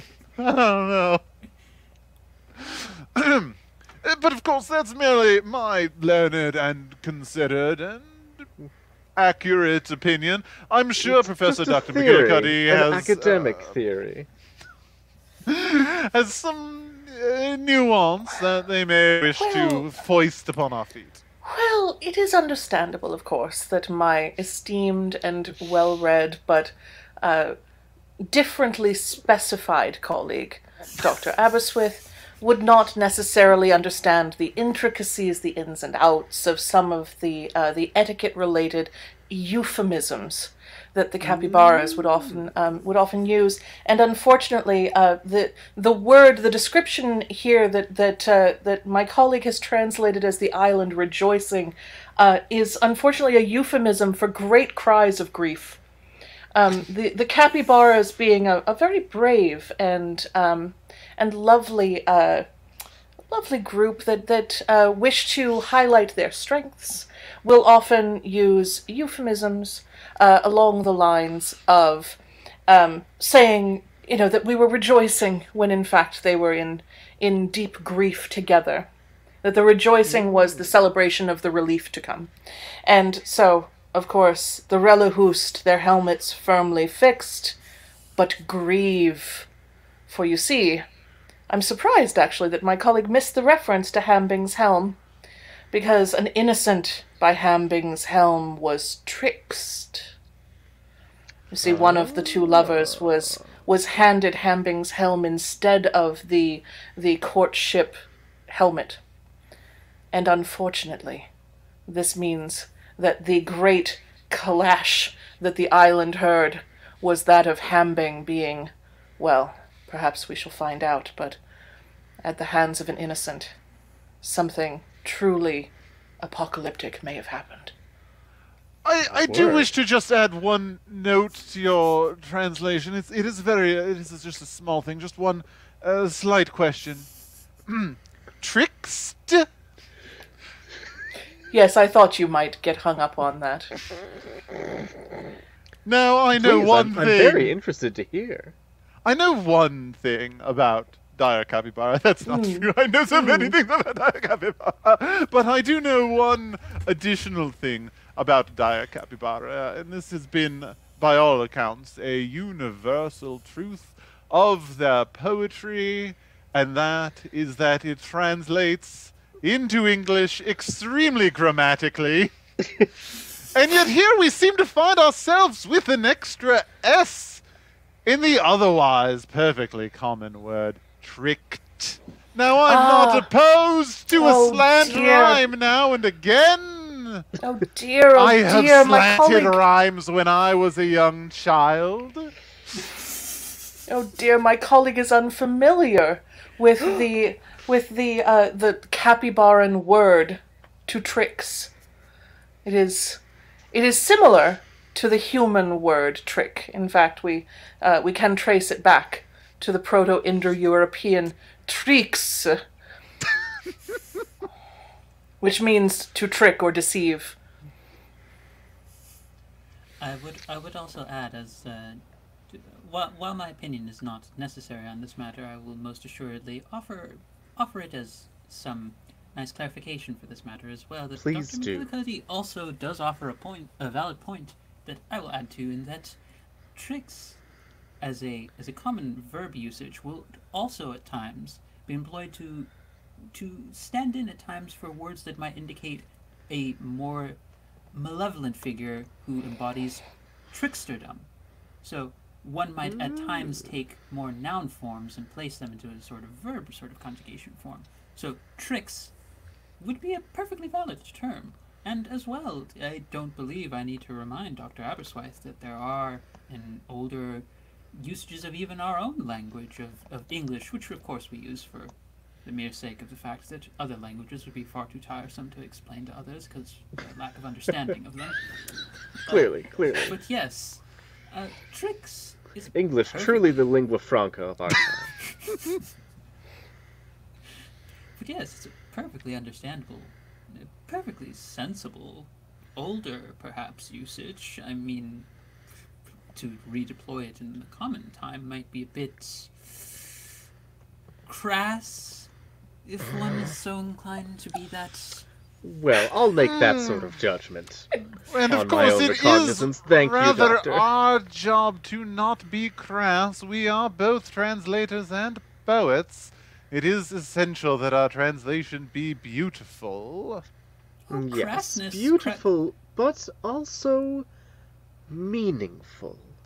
And I find, as I'm looking at these two translations, that the sense of drama and romance is rather lacking in your translation, my dear colleague.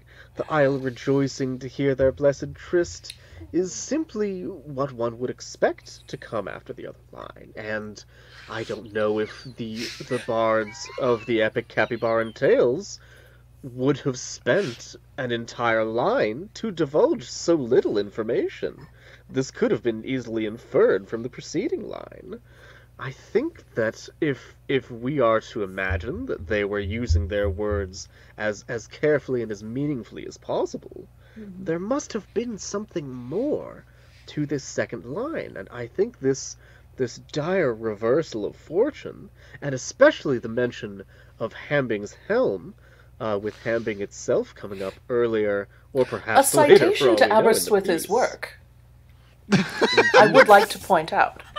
It is a citation of your work, Doctor, that you have so besmirched. Now there is the matter of this line, trickst. Fixed, trickst. And I too had a difficult time considering... It just shatters on the ear, doesn't it? Oh my god. Out of character, if that's what makes the line lose, it's going to be so perfect because it's so academic. I want you to know, out of character, that Professor Doctor will be infuriated, but Ash will not. So, just FYI. Good, good.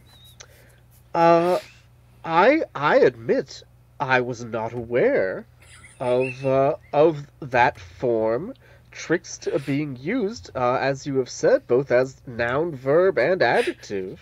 This is a delight, an absolute delight. The joy of the translator is to find new words and new ways to deploy existing words in order to have the profound joy of knowledge, which is really what we're all here for, isn't it? So I have to say that I am very impressed by Professor Dr. McGillicuddy's translation here, and I will be entering it into the ledger. Of course.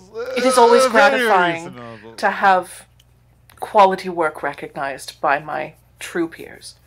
Well, it's the only kind I recognize.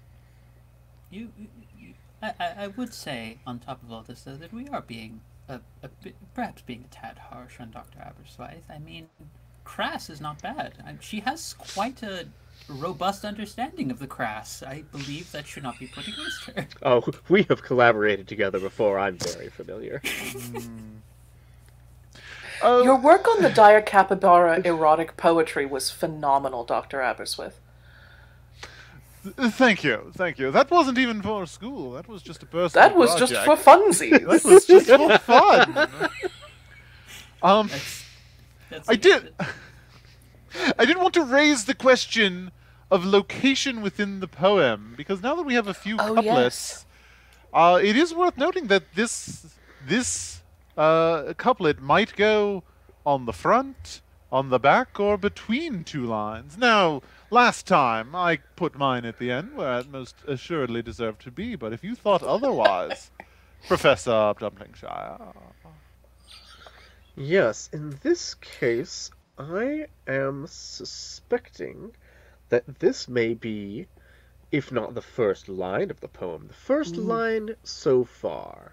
I think it seems fairly logical that if Hambing's helm is tricking our heroes, Hambing itself has probably not appeared yet. This may well be the inciting incident that structures the entire piece. May well be. Most likely is.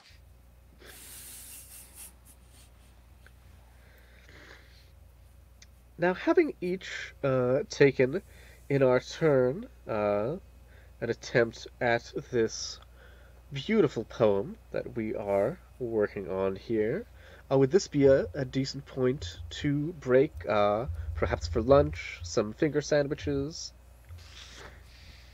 Yes, I think saving my translation that I've brought until after the break would be a very good decision. It will give me plenty of time to truly present it in its fullness. Over your I work. very much appreciate that consideration, Professor Yes. Dumplingshire? I'm so sorry. Old Dumplingshire, yes. Of Yes, the yes. Southampford Old Dumplingshires. Yes. Yeah, that sounds like a good idea. Very well, very well. Then Okay, we let don't us- have to be in character the whole time. That's right. We're taking a break. Do. It was been a stream the whole time. My You were so only- immersed that you forgot. My only other thought was just imagining, like, Ashcroft's just like, all of this, and you just see that there's, like, a cup full of, like, mango nectar, but there's a curious other, like, deep, Just like, one of those browner, like, Just- amaretto-colored substance Oh my going into the God. cup as well from a personal flask. Amazing. Oh, beautiful. All It's right, one it of is- those academic conferences. It's it's our Well, life's we'll see work. how many of us are method actors when we get back from the break. It is 7:39 by my watch. Shall we return at 7:40? 7:40? 40? 1 minute? 7:50, a 10-minute break. Does that seem reasonable? sounds great. Seems good. Okay. Thank you so much, everyone in the chat. We'll see you on the flip side.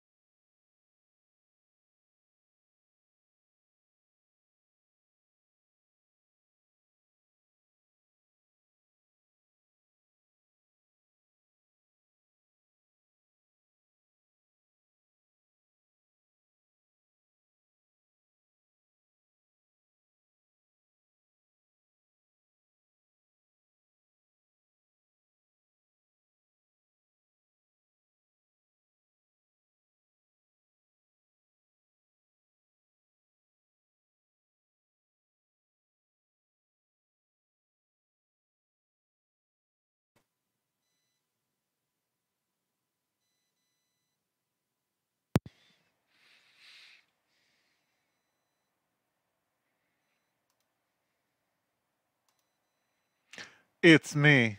I'm back, Dr. Caldecott Aberystwyth. And nobody else is welcome. This is my conference now. Hello, everybody. I'm holding everyone else hostage until I get 100 Cindy points. Take that! No, that would be rude. Oh, there. Wait. No. Oh no. You Okay. glitched us. Another person on this stream has access to the controls and tried to run a little bit of an insurrection there on you, but No. you added Alex back in just as I tried to sneakily add him in, and I ended up accidentally disconnecting him. Oh god, I'm not the omnipotent goddess of the stream anymore. Not tonight, my friend. Oh, it's so good. It is. Surprise keynote. Surprise keynote. That's so good. Truly, we are living in the best timeline. Oh.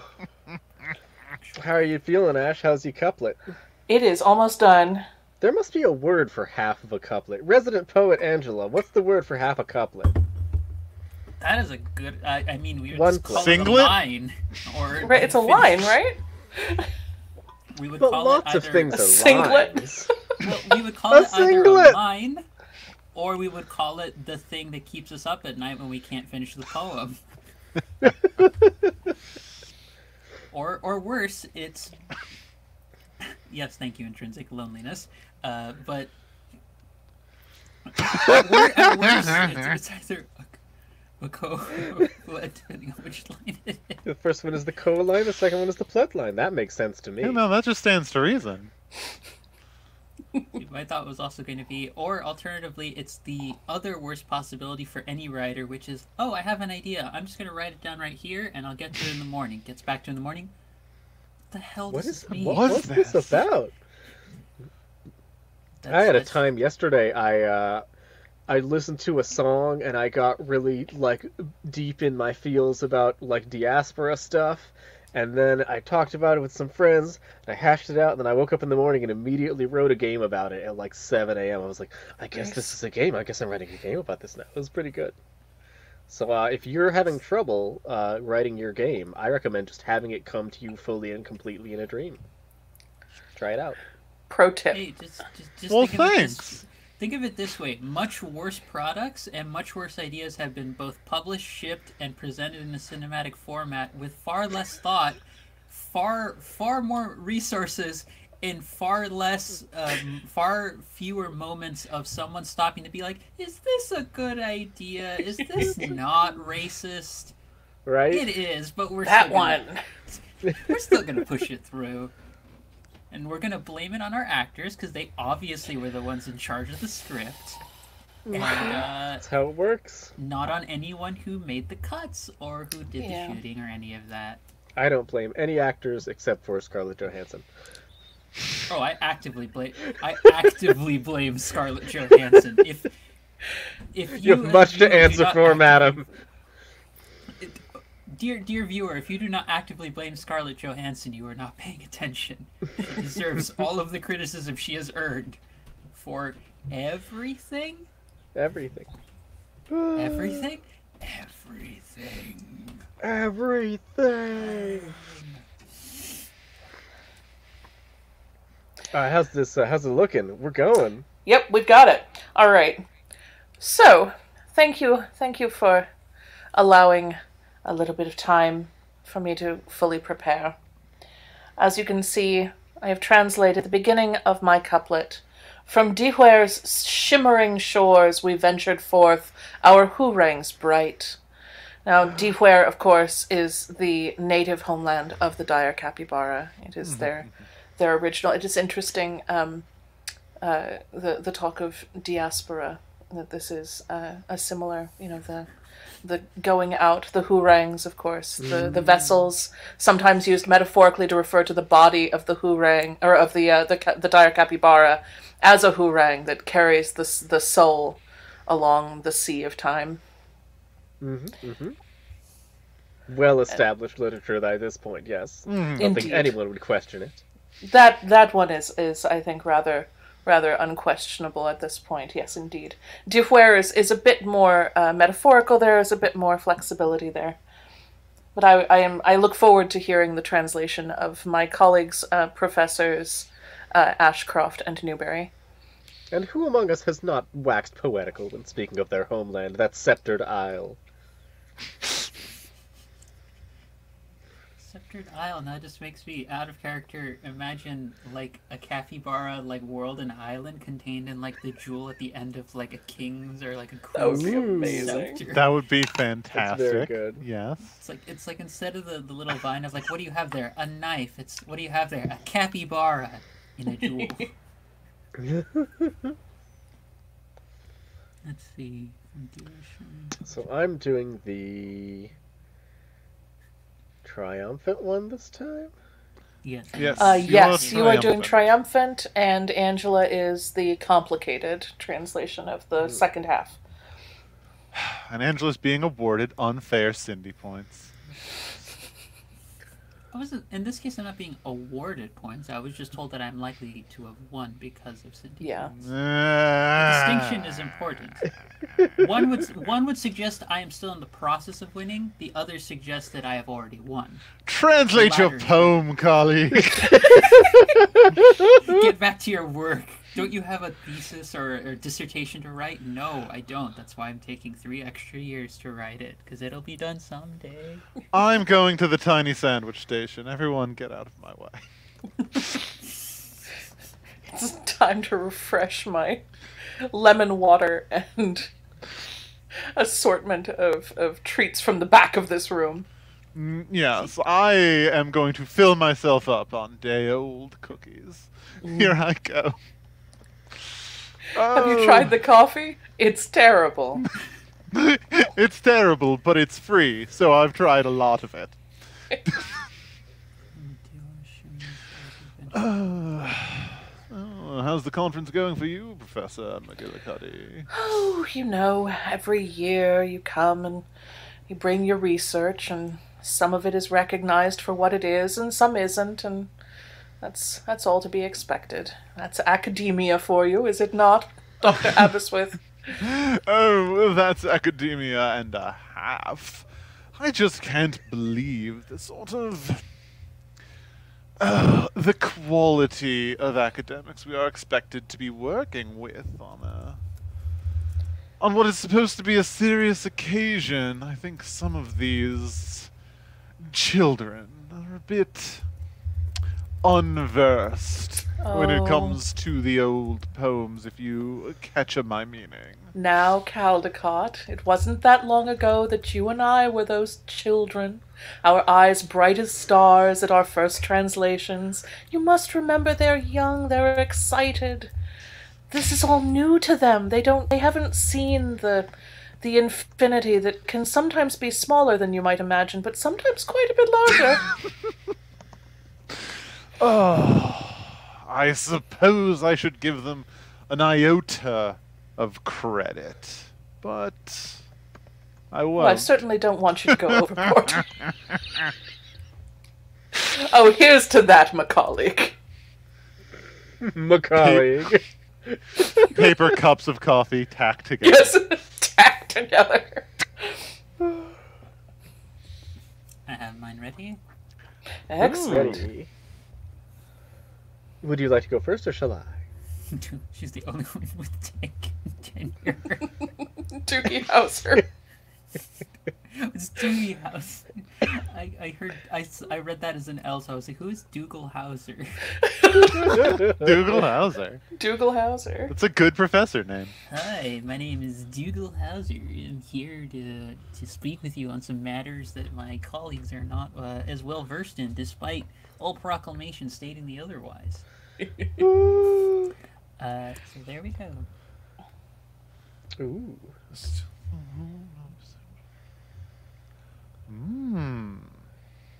Oh, yes. So it's El Dumplingshire and myself, the ones who attached to a translation. Would you like to go first, Oh, Dumplingshire? please, after you. All right, then. one must begin with best, as one is prone to do at this sort of conference. Please, after lunch, we are all tired and overfed, so I, for one, look forward to a nice, relaxing drone of your voice to lull me to sleep. Oh, well, I'm certain the exhaustion has set in quite nicely for all of those of you who are well-treaded in this area and in your studies, as poorly as you have gone about doing so.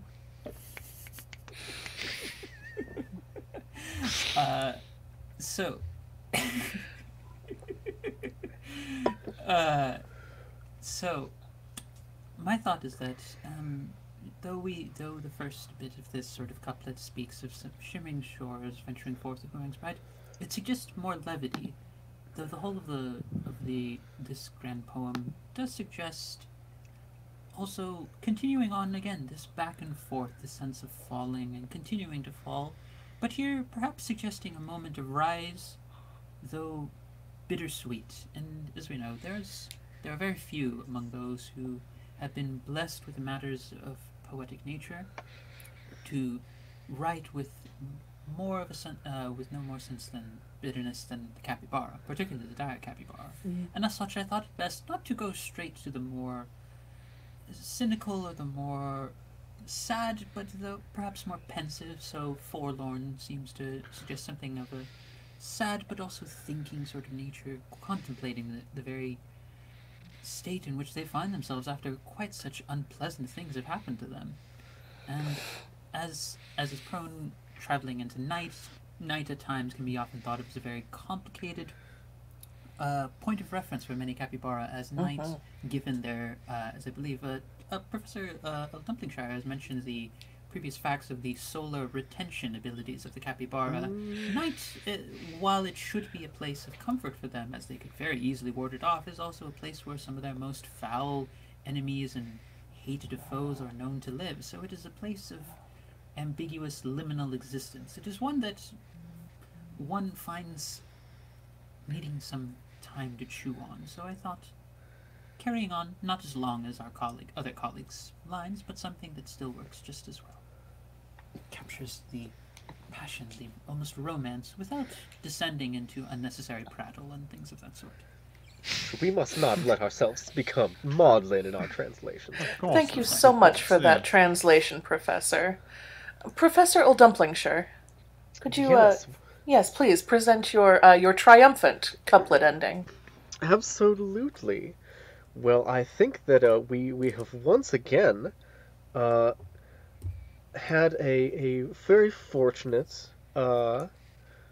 coming together of some of the concepts in our lines that we've translated.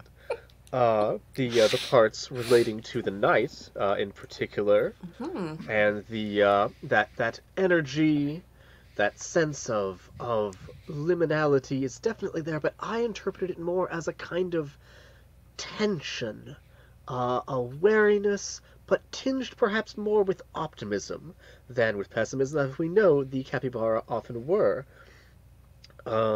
So they have said, from Daihua's shimmering shores we ventured forth, our hoorangs bright, our stores of sunlight full, our solar beams pierced through the night. My goodness. I think, yes, as you were belatedly noting, the capybara, with their capability for storing sunlight and venturing forth on such a bright morning as they had just done, would easily be able to continue vigilant, watching, searching through the darkness for their foes, but not afraid of them, I think. Bold adventurers all, these capybaras, exploring the unknown waves, and I, for one, look forward to what they find.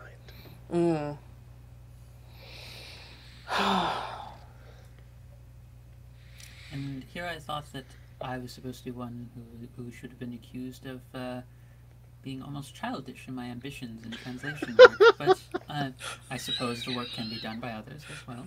One must never lose one's sense of wonder, and it is true that even the young can be very jaded and cynical as well. At least I retain my soul. Third But alas, edition. you don't retain your solar beams. Oh, this is difficult because as a bit of a poet myself, I do long for the poetic nature of Professor Ashcroft's translation. The forlorn and the visage is so evocative. But as an academic, I also long for the specificity and the communication of our knowledge of the dire capybara, which would have been implicit within their own translations of their work, but which I think we must raise to a slightly more explicit level to make it clearer to mere humans that when we say that their hourangs were bright, we do not mean merely metaphorically. That it is both. It is magical and real. It is both a feeling and also some sort of strange biochemical reaction that we don't understand. If only we could get a sample. But we'll leave Our that to energy the capybara woes and would be over. archaeologists. A sort of magical realism, if you will. And A well-coined phrase, my dear colleague. Entirely citations spontaneous, I needed. entirely spontaneous in usage, I imagine. As are all citations. And it is for that reason that I do feel that it is in fact the triumphant ending that must be preserved here. But it is also for an additional reason. You see, I believe that this couplet actually belongs at the beginning of our poem. And because of that, I believe that the lift and then the additional lift is actually, it is the double rise, which in Capybara and epic poetry, as I know I do not need to explain to my colleagues, but for any who are perhaps reviewing transcripts of this conference later on for your own personal study, I will explain. The double lift allows for an even greater height from which the story to do double fall, which really heightens the saga, the epicness of the work. Constructed not unlike roller coasters, which, as you will recall in Spanish, are referred to as La Montaña Rusa, the Russian mountain, but in Russian are referred to as Montanesk Capybaras, the Capybaran mountain. The Capybaran mountain. Capybaran mountain. Of course. Long puzzling to linguists until they realized the origin.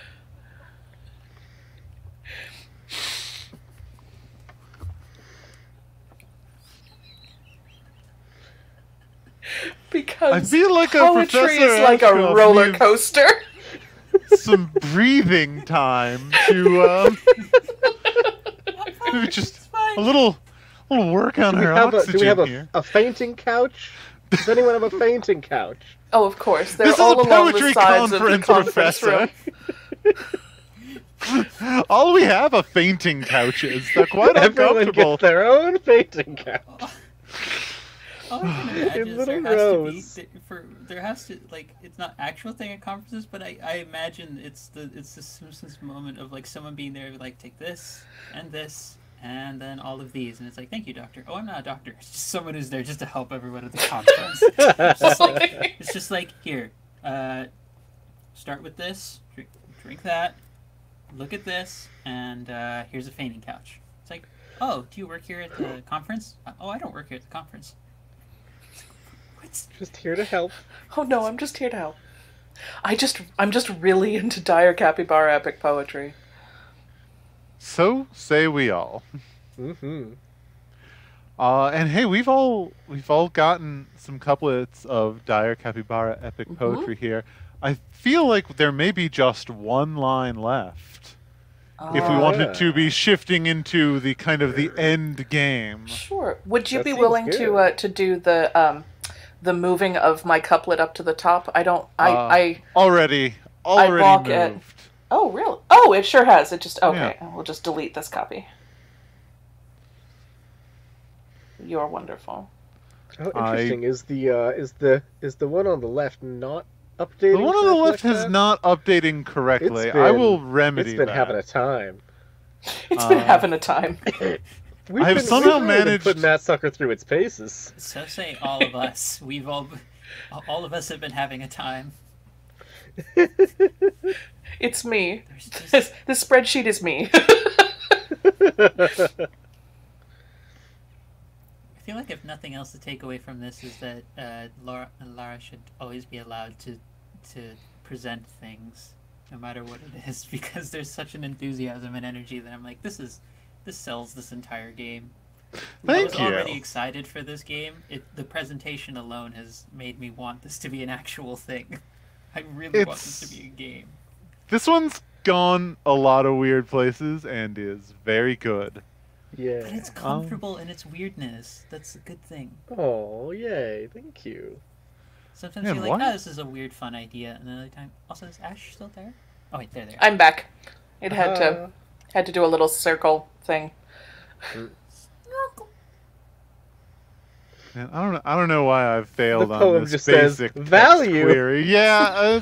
Hashtag value. Whatever. That was the slogan of this conference. Value. Interestingly enough. Yes. Was it value or was it hashtag value?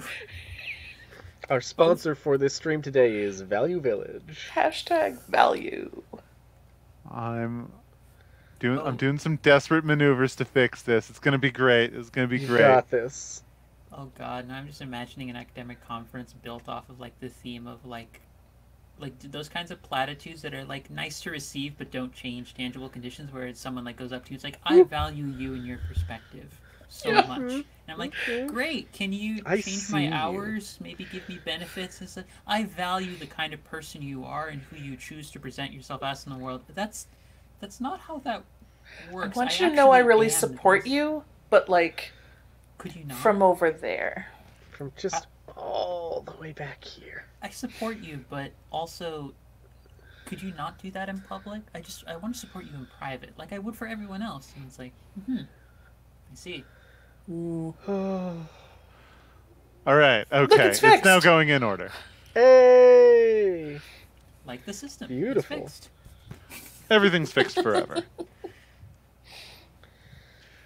Anyway. Yep. Sorry about this brief distraction. Have you heard about how we finish up this poem? How do we finish up this poem, Dr. Aberystwyth?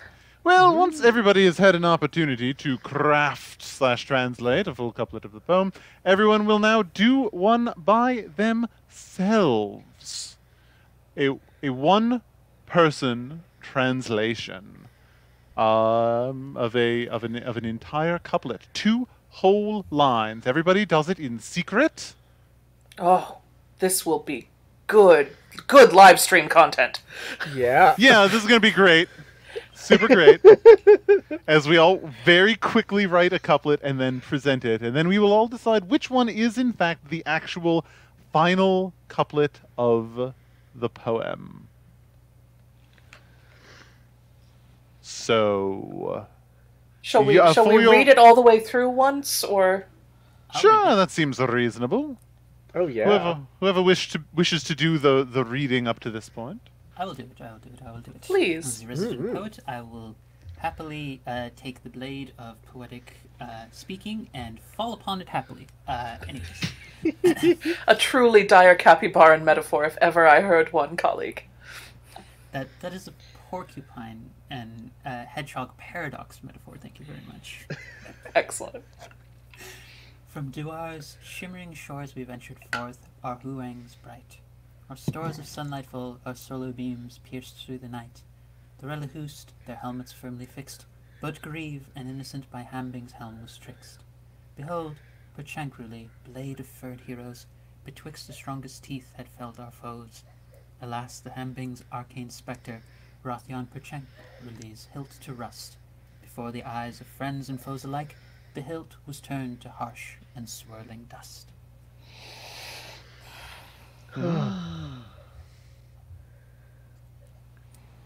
That's very good. Very good. Very I good. got a point for pedantic semantic squibble. All right. Perhaps the true star of this whole stream was just Cindy giving us points to encourage us to be petty. Very good. All right, everybody. Now we get to sit in awkward silence on stream as we quickly write our final couplet using as many of your prompt words as you wish.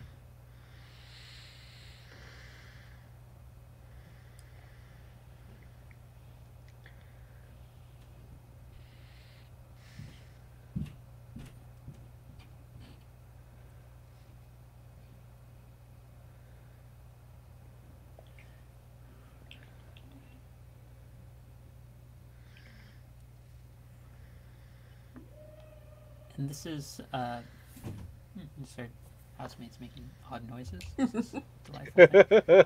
I will worry about that later. Seems regular. That's, you know what, fair. It does. Let's see. So in terms of the prompt words, is this any from the overall list or from the 4 that are currently up or that we've used before? Any. Any. Any.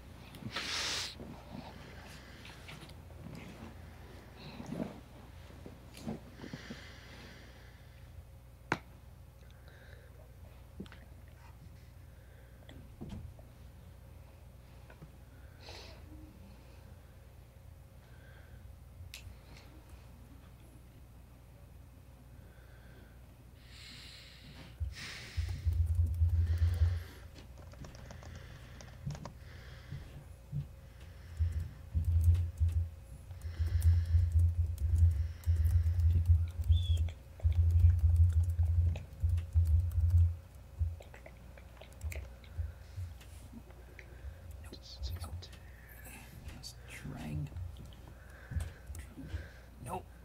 Darn it, why are you doing that? I did not ask you to do that.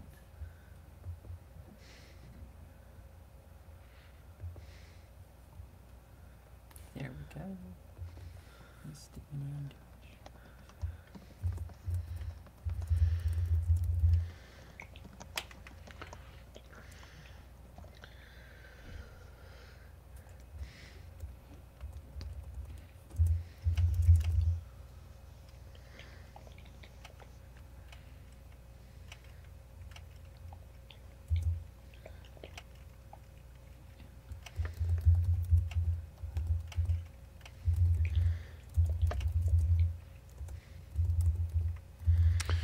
Okay. Well, it seems like some of my colleagues are a bit slower at translation Yep. than I am. It would seem good work requires more attention than you give it.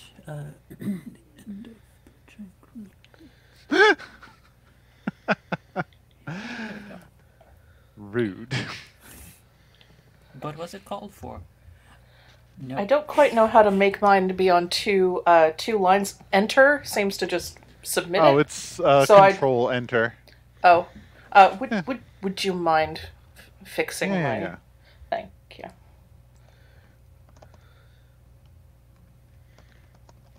I put a double slash where the line break is.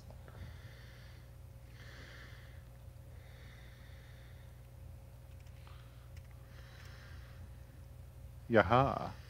Thank you. Sydney's just like, Angela doesn't even have to pay attention to own y'all. I come by my wit hard won through many sass encounters with many friends of equal levels of wit and more. Very good.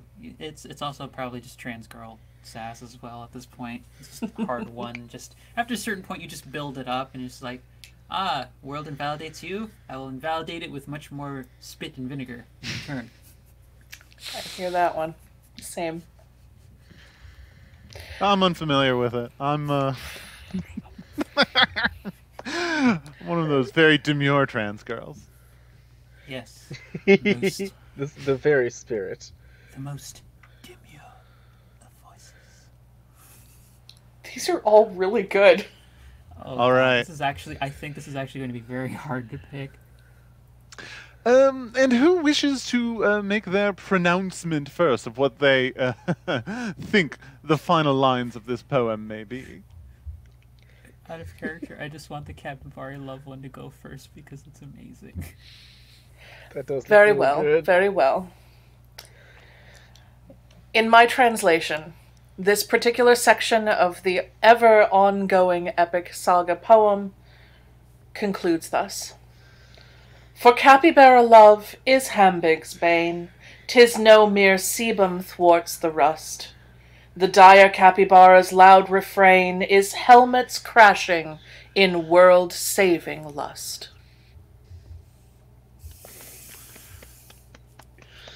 Do the rest of us even really have to present? 'Cause like, We do have We to. do, by mechanics of this game, as rules as written, we have to present. oh crumbs. And remind us of what exactly was the definition of the word there? Sebum. Oh, yes, sebum It is a is human still- word that still refers to frequently oil debated. that is secreted by Oh, furry or hairy animals. of course. Here I was perusing my vast and encyclopedic knowledge. I of the thought capybara perhaps you had words. indeed. I thought perhaps you had gone to your capybara lexicon. Greatly appreciated.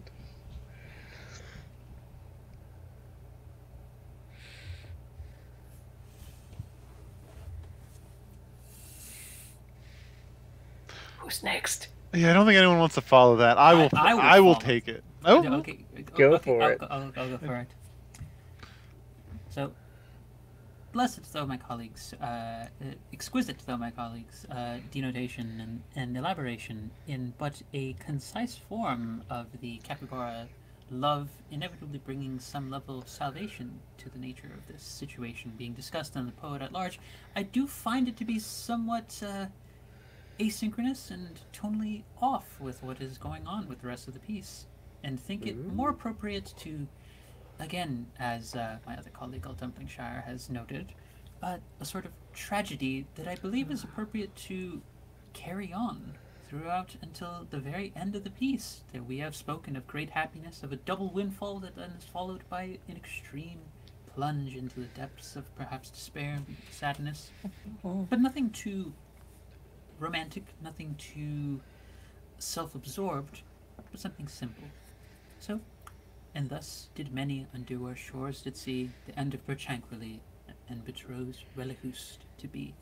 It is a moment of sadness, of remorse, of reflection, of seeing that this moment of those who may have been in love, this great happiness hinted at the beginning, suddenly end in a moment of tragedy.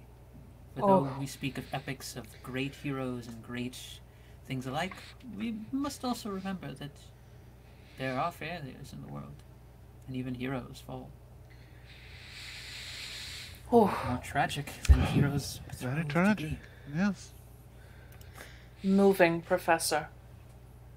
Quite. Of course, a capybara poem ending in tragedy does seem unlikely, now doesn't it? They were, after all, dire capybara, not mere humans prone to failures. Their complications were not without their difficulties, but they were overcome on the strength of their will, their solar beams, and their squat little bodies. Yes. Forsooth the Relahus did wash at last the Hambing's foul dust from Hurang's mast. Hurang's mast, of course, being a term oft used in a purposefully ambiguous way to refer both to the literal mast of the Hurang upon which they traveled and the fifth leg of the capybara, the mast of their bodily Hurang, which in being undusted is freed from the sin wrought by the handing. And rendered invisible once more. Once more invisible, yes. Thank you. I was getting there, but you are slightly faster. I apologize. I am in awe of your work. I could not contain myself. That was a riveting translation, and I only wish that it were accurate. For you see,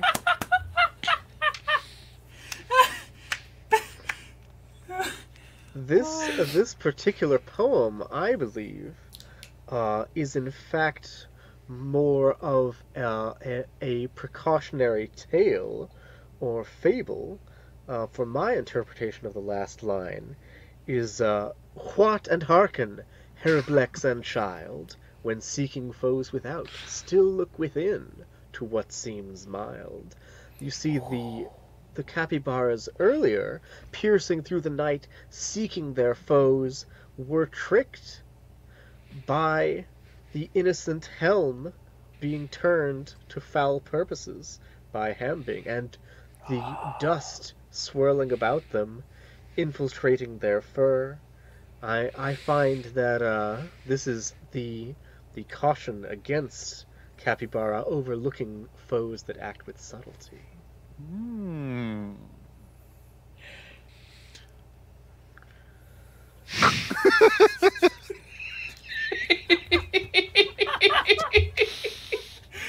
Every time I read that comment, it's so good. Don't know why you would bring that up, Cindy. It really seems like it came out of nowhere. We're just talking about body masks. Just that invisible fifth leg. Yeah. Cindy, you don't gotta ask twice. You know my Twitter. Just hop in my DMs. We'll figure something out. But which line is correct? This is what we as academics have to decide on. We need to vote. Everybody is going to vote for one person who is not themselves. I felt that we could be very dramatic and just on the count of 3 do a point to one person on the screen. Okay, let me find my I know, you gotta find your... It's Okay, confusing. Okay, I know. Okay, yep. Okay. Are we ready? 1, 2, 3. Okay. Did we tie? Yes. 2 for Professor Dr. McGillicuddy, 2 for Professor Newberry Uldumplingshire. The honor goes to the player with tenure to break the tie. Professor Ashcroft. Wait, wasn't it who has the most citations? Wait. No, I believe the person with the citations most is for the citations title. gets to title the play. Yeah. The poem. That's what it was. A Okay. play. So, What do you think we're playing here? By the author of That Lady sounds Windermere's like fan? another Oh, game. play? No, unlike me. Unacceptable. We're only about poetry here. So, Professor Ashcroft, which indeed was it? Was it Professor Newberry Uldumplingshire, or was it Professor Dr. McGillicuddy who had the actual correct translation? So we have either between "For capybara love is Hambing's bane, 'tis no mere seven ports the rust. The dire capybara's loud refrain is helmets crashing and world-saving lust." Well, that one has internal rhyme, which is perhaps a bit try-hard. Just a little bit. Okay, as a breaking from character for just a moment, what I would kill for an academic in some context is just utter the phrase "try hard." Just say, that's a bit try hard.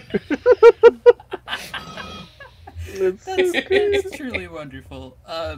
Or "What and hearken, Heroblex and child, when seeking foes without, still look within to what seems mild."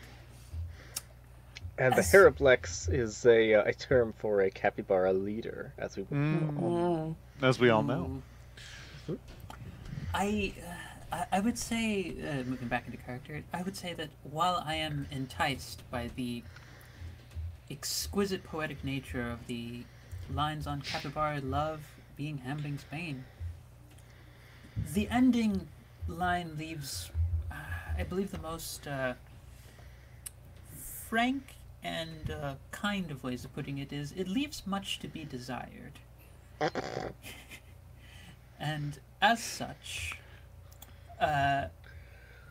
I am inclined to believe that given it invokes the very nature of not only their own speech, but the very name of this conference for which we have been involved with, of HWAET, that I am going to have to go with El Dumplingshire's line as the most appropriate translation, as while we have spoken and written through all this time with some level of back and forth between the literal and the metaphorical, I think that this perhaps falls most accurately within the realm of the more fable. And as such, I believe the most accurate translation is Professor Newberry L. Dumplingshire's.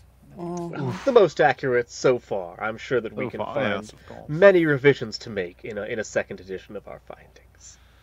Third edition, Professor. You need not think so small. Of course! Why stop at 2?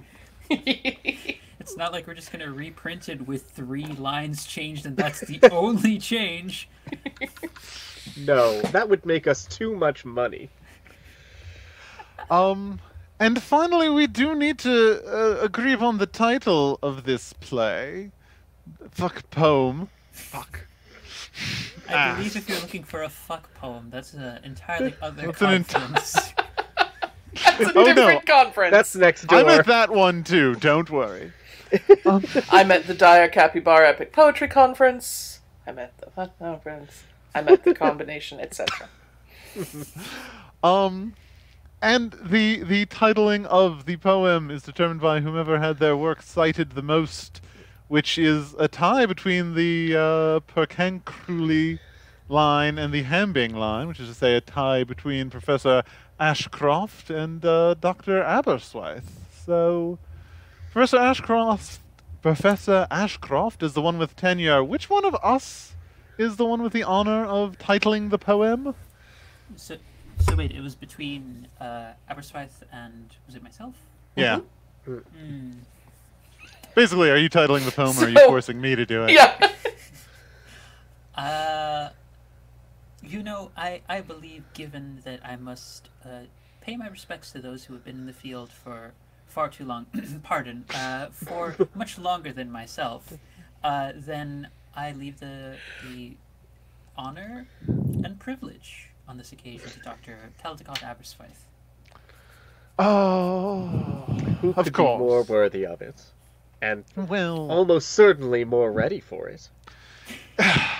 Fact is, well, I do not, it's not that I am unappreciative of the honor, for indeed, I do thank you, but the translation was so simple as to be almost trivial, almost childish. The rusting of the Relahoost. It's a bit crude and blunt, but it gets the point across. This is what is so fascinating about Capybaran poetry, is such simple titles can lead to such wonderful and complex epics. Mm. Out of character, I actually really love that title. That works. Thank you. Yeah, I think it's really good. It's so good. Friends, there's one last part of this game. Oh god, we have to Oh, publish you're this, right. don't we? We literally We have to not, publish Yep. or perish. We're not finished playing this game, dear audience. You can't stop playing until you adhere to the final and most important rule of the game. Yep. You must transcribe the complete poem and publish it, making a comment on the itch.io page for the game with the complete poem, because every poem is canon. Canon! The rusting of the Relahoost. I'm going to give this a nice emboldened title. Beautiful. Ooh, beautiful. I love this so much. Just gonna This is- put a little line Oh, a between little- each couplet. Oh, yeah. Very perfect. nice. There we go. And shall I? Yes. Yes, Hit it. please. This is the moment in which we truly all smile. Oh. Yeah. And There we go. this was HWAET. There is a friend-shaped hole at the center of everything. Yeah. Thank you so much for playing. Oh. if you would like to go pick up a copy of the game, as I see some of our dear viewers already have. That's You wonderful. Oh, can grab it from this link, or you can see our comment there if you want to read it again. oh. God. Thank Oh, you my so stomach. much, Thank my you. dear friends, for coming on. Thank you for attending. Thank you for attending the conference. If you would like to, announce yourselves one final time to the viewers, complete with any, I don't know, things you want to plug. Now's your opportunity.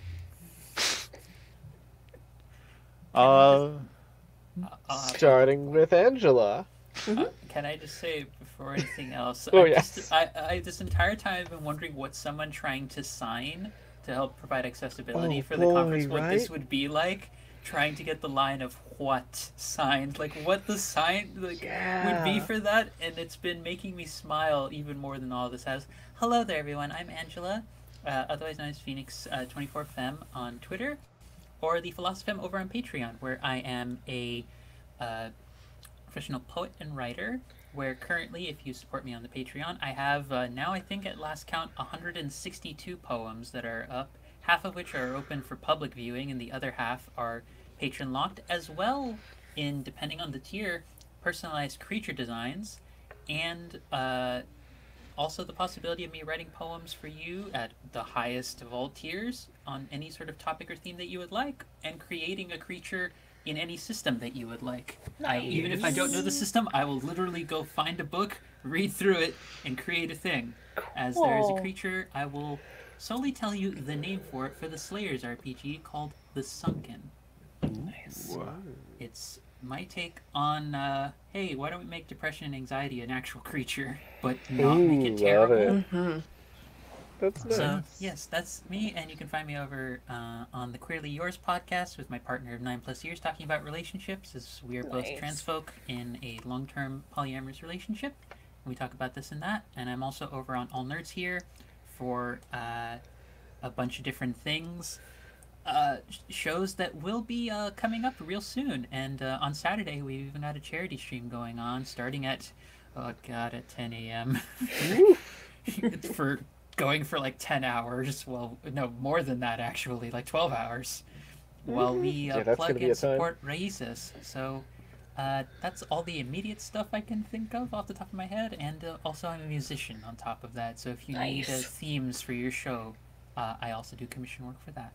But Yay. that is me. I'm Angela. All right. I'm Ash Cheshire. I also have a Patreon. I'm going to drop a link there into the chat, where I have, for $1 a month, you get access to text-based copies of my games before I've finished like doing graphics and layout and stuff. So you get a fully playable game. It just hasn't been fully polished, and so that's in gratitude for the donations that help me pay artists and things. And last month we actually had our first fully Patreon funded game went out to my patrons, entitled Goat Game, where you play a group of goats in a Welsh hillside town who have come down into town to cheer up the humans who have all gone inside for reasons that the goats don't fully understand, based on true events that took place in Llandudno, Wales last year during the 2020 quarantine. And so I also I'm on Twitter. You can find me at the Ash Cheshire, and from there you can find links to a bunch of other things. I'm Ashcan Games is my my itch and my Twitter for my game stuff. What's the slogan for Ashcan Games? Oh, Ashcan Games, and so can you. I love it every time. And Ash, you don't have any like big game coming to Kickstarter later this month, do you? You know, it's funny that you mentioned that because my colleague, right? Oh, there we go. My colleague right here and I, last year for Zine Quest, Lara and I designed the Magic Repair Shop, which continues to surprise and delight people. This year, there is a sequel soon to come. Shall we drop the title? We haven't really talked about it publicly. This could be. I guess like... this would be our first title. Maybe I should have warned you before. I was No, like, I love it. This is great. Do it. All right, so this year for Zine Quest, all magical creatures, great and small, all hurts can be healed. Yes. so Yup. powerful. And that's me. It's filled with Thank you. happiness. Yay! And thank you, Angela. It was such a pleasure to meet you. Oh, it's such a pleasure to be involved in such a wonderfully well-crafted game, I must say. Thank you. Yeah, y'all did a beautiful job with the wild stream that we did, generating all of these bonkers ideas. Pretty wild, but it came out very well. Oh, it was really good. All right, Alex, do you want to see. drop your plugs, or shall I? Yeah. Or shall Lara drop your plugs? Yeah. Yes. No, you do me. I'll do yours.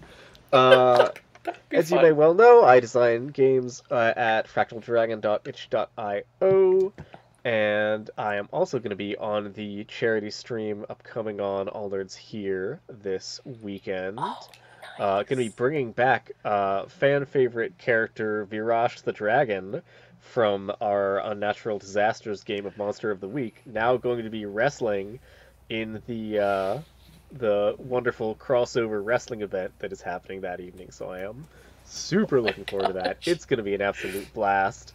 I assume many of the other people there will be very fragile edible humans, so I am looking forward to testing their mettle. Yay! And I'm back on the Forever GM podcast with fan favorite point awarder Cindy, who says it sounds fantastic. It does. It's a beautifully edited podcast, and she is also currently GMing for us. Oh, she's so excited about that. She's very excited about the fact that she's GMing, running End of the World. I'm playing a character who's based on one of my pet rats. It's great. So check that out. We just released our first episode.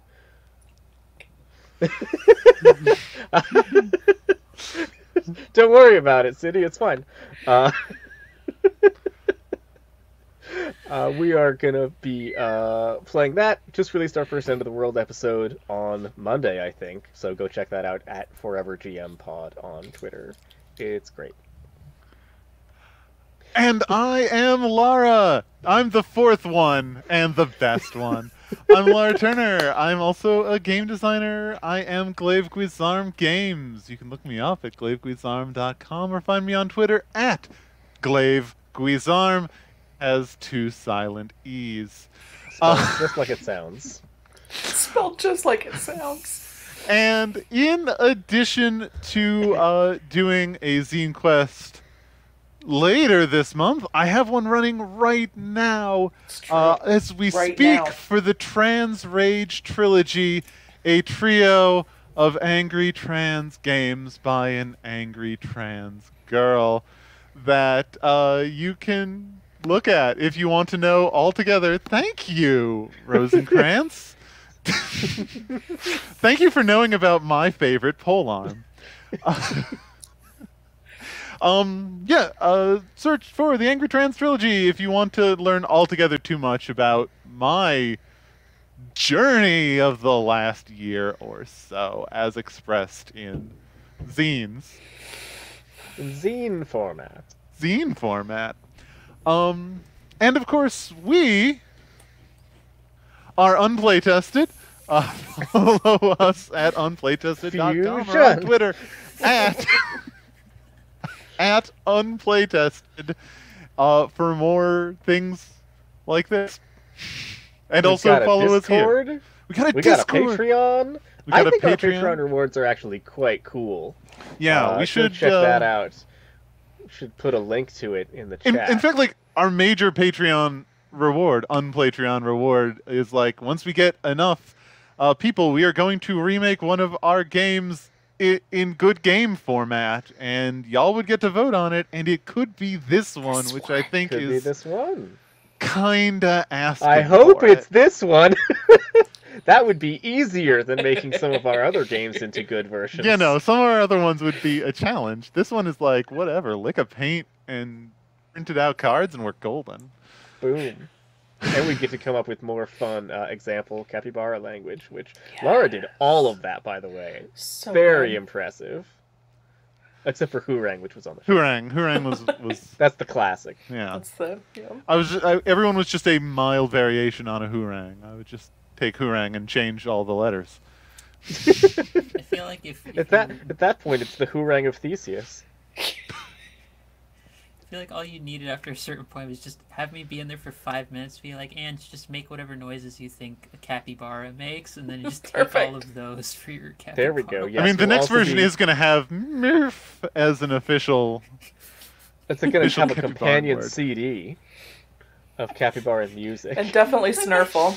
Snurfle. So the companion CD makes it sound like all those old infomercials where folks would be like, and if you tune in and manage to buy within the next 15 minutes, we'll provide you this companion CD of nice smooth jazz of capybara sounds. The smooth sounds of that smooth rat, the capybara. Kenny G playing in the background, and then every now and then you just hear a "Nif." Oh, featuring Nutria on the drums.